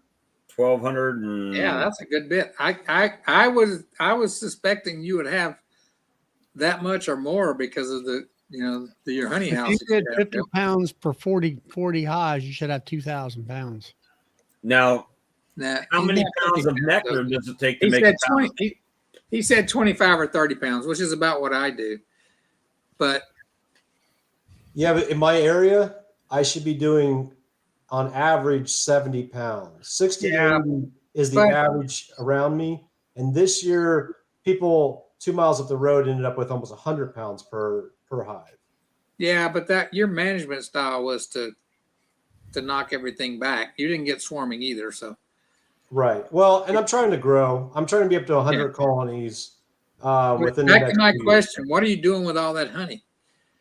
Well, that's where we were talking the other night. I'm at a threshold where it's not going to be realistic for me to sell at a market. I'm going to have to start looking into commercial. But right now, commercial, they're selling. Somebody messaged Bob the other night that they're selling for $215 a 5-gallon bucket, about 20 minutes up the road. Yeah. Well, the Hold on, Bob, before you say that, I just want to caution you that I had no idea how successful selling at a market would be. I expected if I could get $250 to $300, that was worth my half a day's time or whatever. And I've sold 3 times. Now my honey is priced pretty high, but I got $880 the first weekend. I got $660 the second weekend, and I got $740 worth the third weekend. So proceed with caution. Try out the markets. See if you can do very well there before you give your honey away to commercial honey resellers. Well, and the other thing, and I don't know if you've heard this story or whatever, or any of you guys, but the whole reason why I'm even in bees is this is plan B. We've been putting away $75 a paycheck for my kids' college since they were born, but the cost of college has outgained our savings. And what was going to pay for 2 years is now going to be like two semesters, because the cost of colleges went up so quickly over the last 15 years. So just send them to Ohio State, and then you can be $118,000 in debt like me.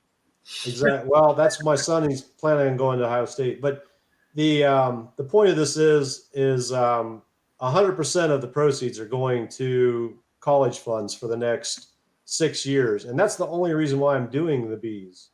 I had my son got me into this.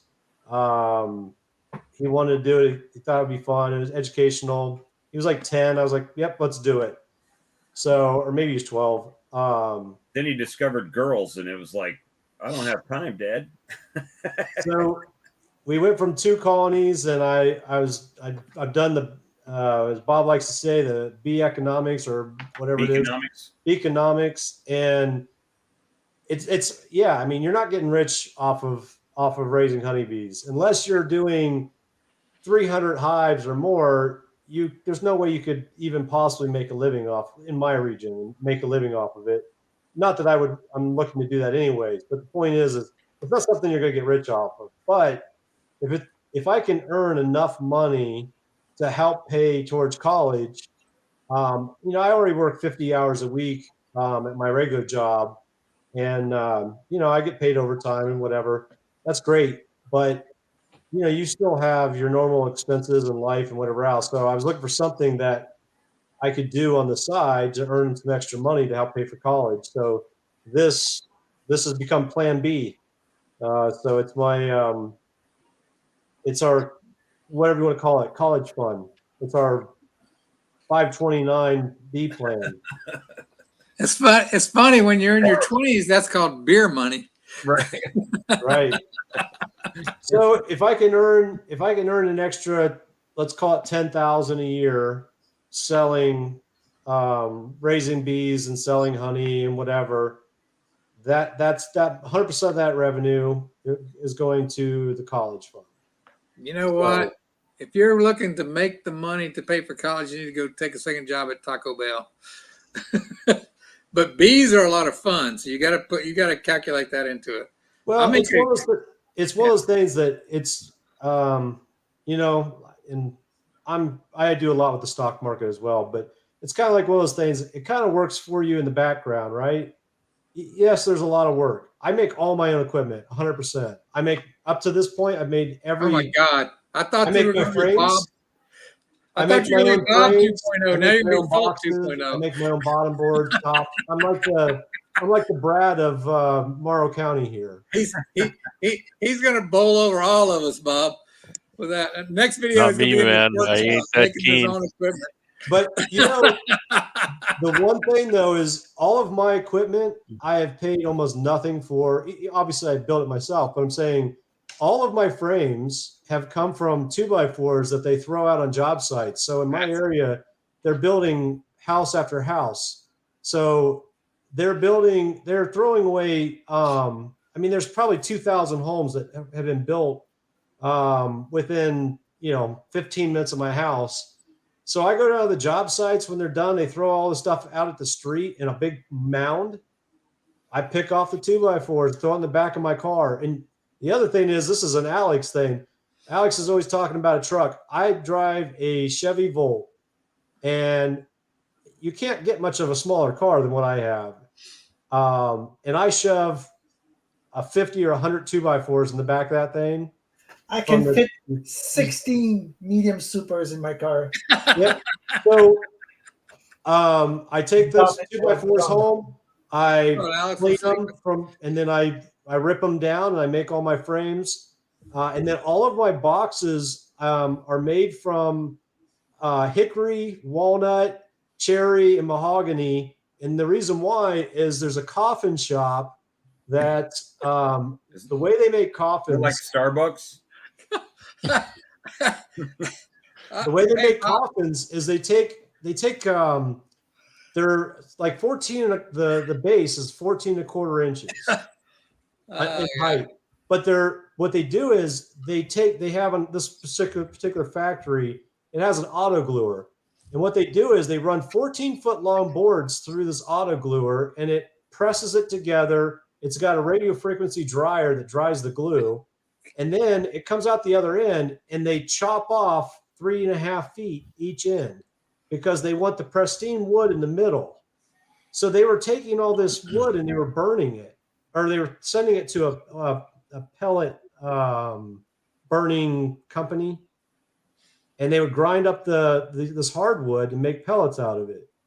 So they figured out that they could sell this wood, and they were taking they take it and they put it on a pallet.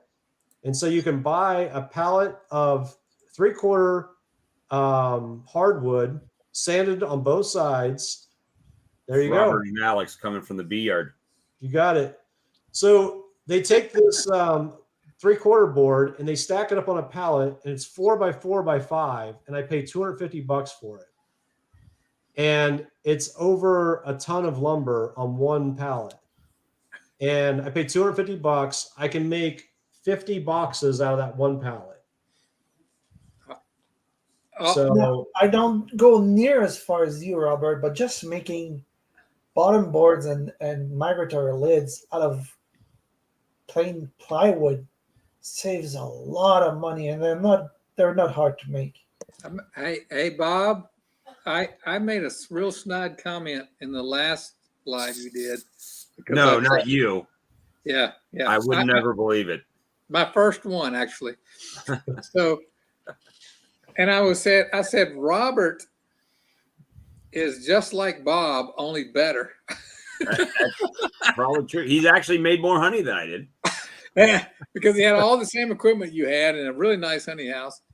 And now he's come on here and he's like, okay, now he's just like me, except better too. So he's got us both. Making his own equipment. It sounds like in the wood shop, he's just like me, but better too. Well, yeah, you and me are very similar, Brad, in the wood shop. The one thing I'm good at, I guess, is I'm good at finding deals. For example, like I've got 3 table saws, a radio arm saw, line boring machine, and I've got $115 Harbor Freight table saw. Well, the table saw that I bought was I bought a rigid table saw that they dropped off the back of the truck. It was brand new. And they dinged up the sides, but for me, I threw all the sides away anyway and made a sled that sits on top of it, and I only use that table saw for dados, and it works amazing. Preset, and then what I did is I made some jigs that sometime I'll have to show you guys, but I made some jigs that have the rail. I have a single rail, and then I set a jig against the rail, and that gives me all my different spacings. So it's a different size on that rail. I put a different size board that gives me my set spacing for all my different equipment. So it's kind of hard to explain, but anyway, yeah. You know how to do production. I get it. And about 20 years, I expect that you're going to be telling us about the Robert Romaneda College that your kids are going to school in that you started. So you just have to work a deal on the college prices. That's all. Yeah, good luck with that. I don't think you're getting a deal from Ohio State. So tell me about your other 2 table saws. So I have a Laguna table saw, and then I have a Delta. The Delta is actually my favorite of all of them. But the problem with the Delta is it eats belts. Which Delta do you have? Because that's the one I want. It's like the 720 or whatever that is. Yeah, T 720T or something like that. Yeah, that's the one I want. It's a great saw, but it doesn't like hardwood. But once again, your average person is, and here's the other side of this. Let me back this up. If you were to go out and pick up my deep box, empty with frames, it's as heavy as Brad's full with honey because that mahogany is like iron. You can't even nail through it. That's why I bought the line boring machine because you can't nail through the mahogany. The nail guns, it just bends right over. Yeah. It's I hope it's you awful. got a great deal because all that equipment, I understand you're saving in boxes, but how much did you spend in equipment? So I paid $350 for the rigid. The line boring machine, I paid $500. Do you know what a line boring machine is, Bob? No. So, I don't you know, in your bookshelf, all the little pins that go down the side. A line boring machine has 16 heads on it. What it does for the mechanical guy, it has a gear. It has a Allows you to drill multiple holes at one time. Yeah, but like 16 one bore power drills same time. It drills one way and the next the opposite, right? So it's the first one turns the second gear and so on and so forth down the line. Only one head is driven, the center one, and then every other one is geared from that. And because the way the gears turn, the first two turn in, the second turn two out. Right. That's how you get your 16 holes, and they're 1 3/8 on spacing. The first thing I saw, I got was like a really cheap $50 Mastercraft, and that thing is so imprecise. I said screw it, and I went straight for a DeWalt. Yep. It's extremely pricey, but that thing is an amazing machine.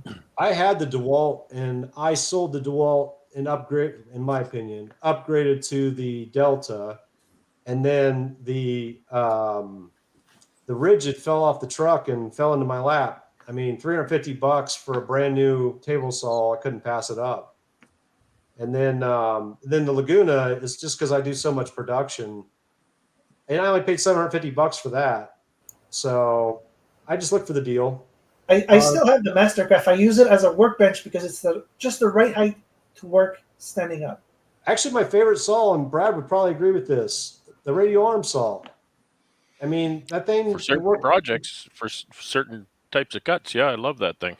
And it's cheap. You can buy them all day long for $125. Oh yeah, or less. Yeah.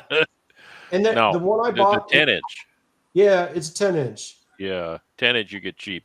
You get bigger than 10, and then you have to pay for them. I can't remember what I paid for my 12. I got two 12s, and I think one of them I paid $400 for.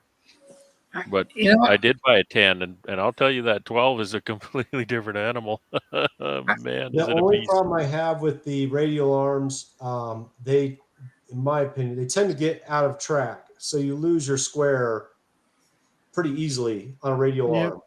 Yeah, that's the only issue. But I'll tell you, the absolute best thing I've ever done is create sleds. Once I started creating sleds, I have a sled for everything I do now, and I have increased my production tenfold.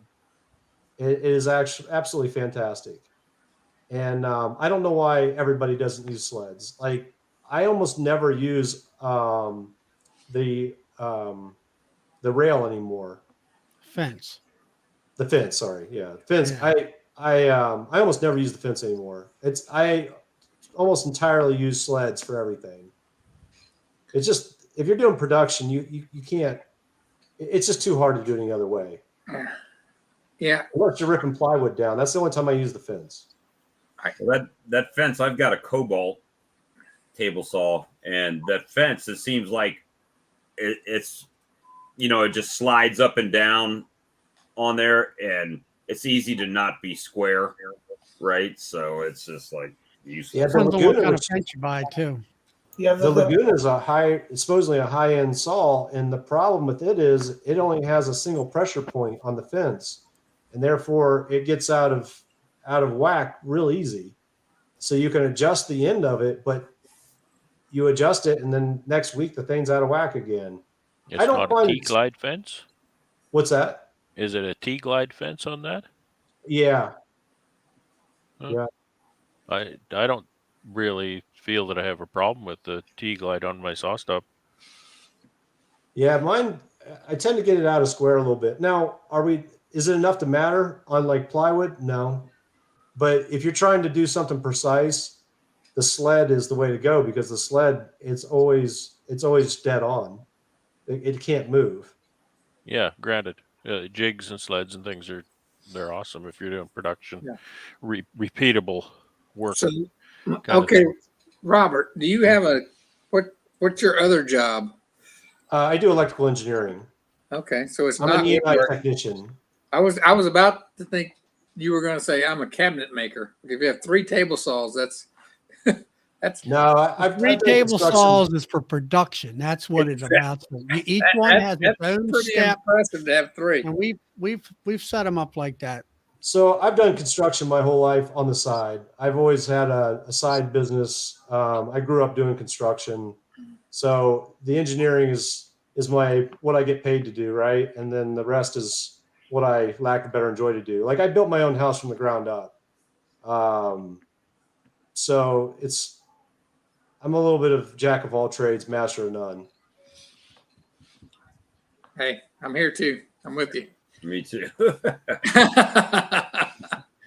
I have another look at a Canadian's resume, and bus driver, voiceover artist, cabinet maker, commercial airline pilot. If we're talking about master sheet work, if we're talking about paying for kids' college, if I would just focus on my real job, I could do a lot better. But I really like beekeeping, so fair enough. Yeah, I mean, I'm sure I could and building shit too. So I'm sure I could work overtime and probably make way more money than I am with the bees. Yeah. But it's one of those things. I'm trying to get the kids involved. Just trying, and then I'm also trying to with the FFA. I'm trying to get high school kids involved. So it's a little bit of everything. But like I said, that's why we're calling it Plan B. It's that's where the name came from anyway. Is trying to earn enough money. I get it. Plan B. Yeah, but is the like your kids in your area, are they farm background or so we live in a rural town. Background? Yeah, we live in a rural town. So in this area, there's a lot of farm. Well, guys, everything. It's after 11. We've been going for 3 hours and 13 minutes. Wow. Cut the live stream. And, Charlie's tomorrow at 8. Yeah. Another exciting evening. Friday night at Charlie's. We'll make sure Charlie's awake tomorrow. And he has plenty of popcorn ready. Mm-hmm. And we'll see you guys tomorrow. Well, good night, everybody. There you go. Yeah. Paid for my son's college. It was called the military. Yep. Paid for mine too. Yeah, that's a good plan. That is. All right, guys. Well, I'm going to stop the stream. Y'all have a good evening, and we'll talk to you later. All right. Right.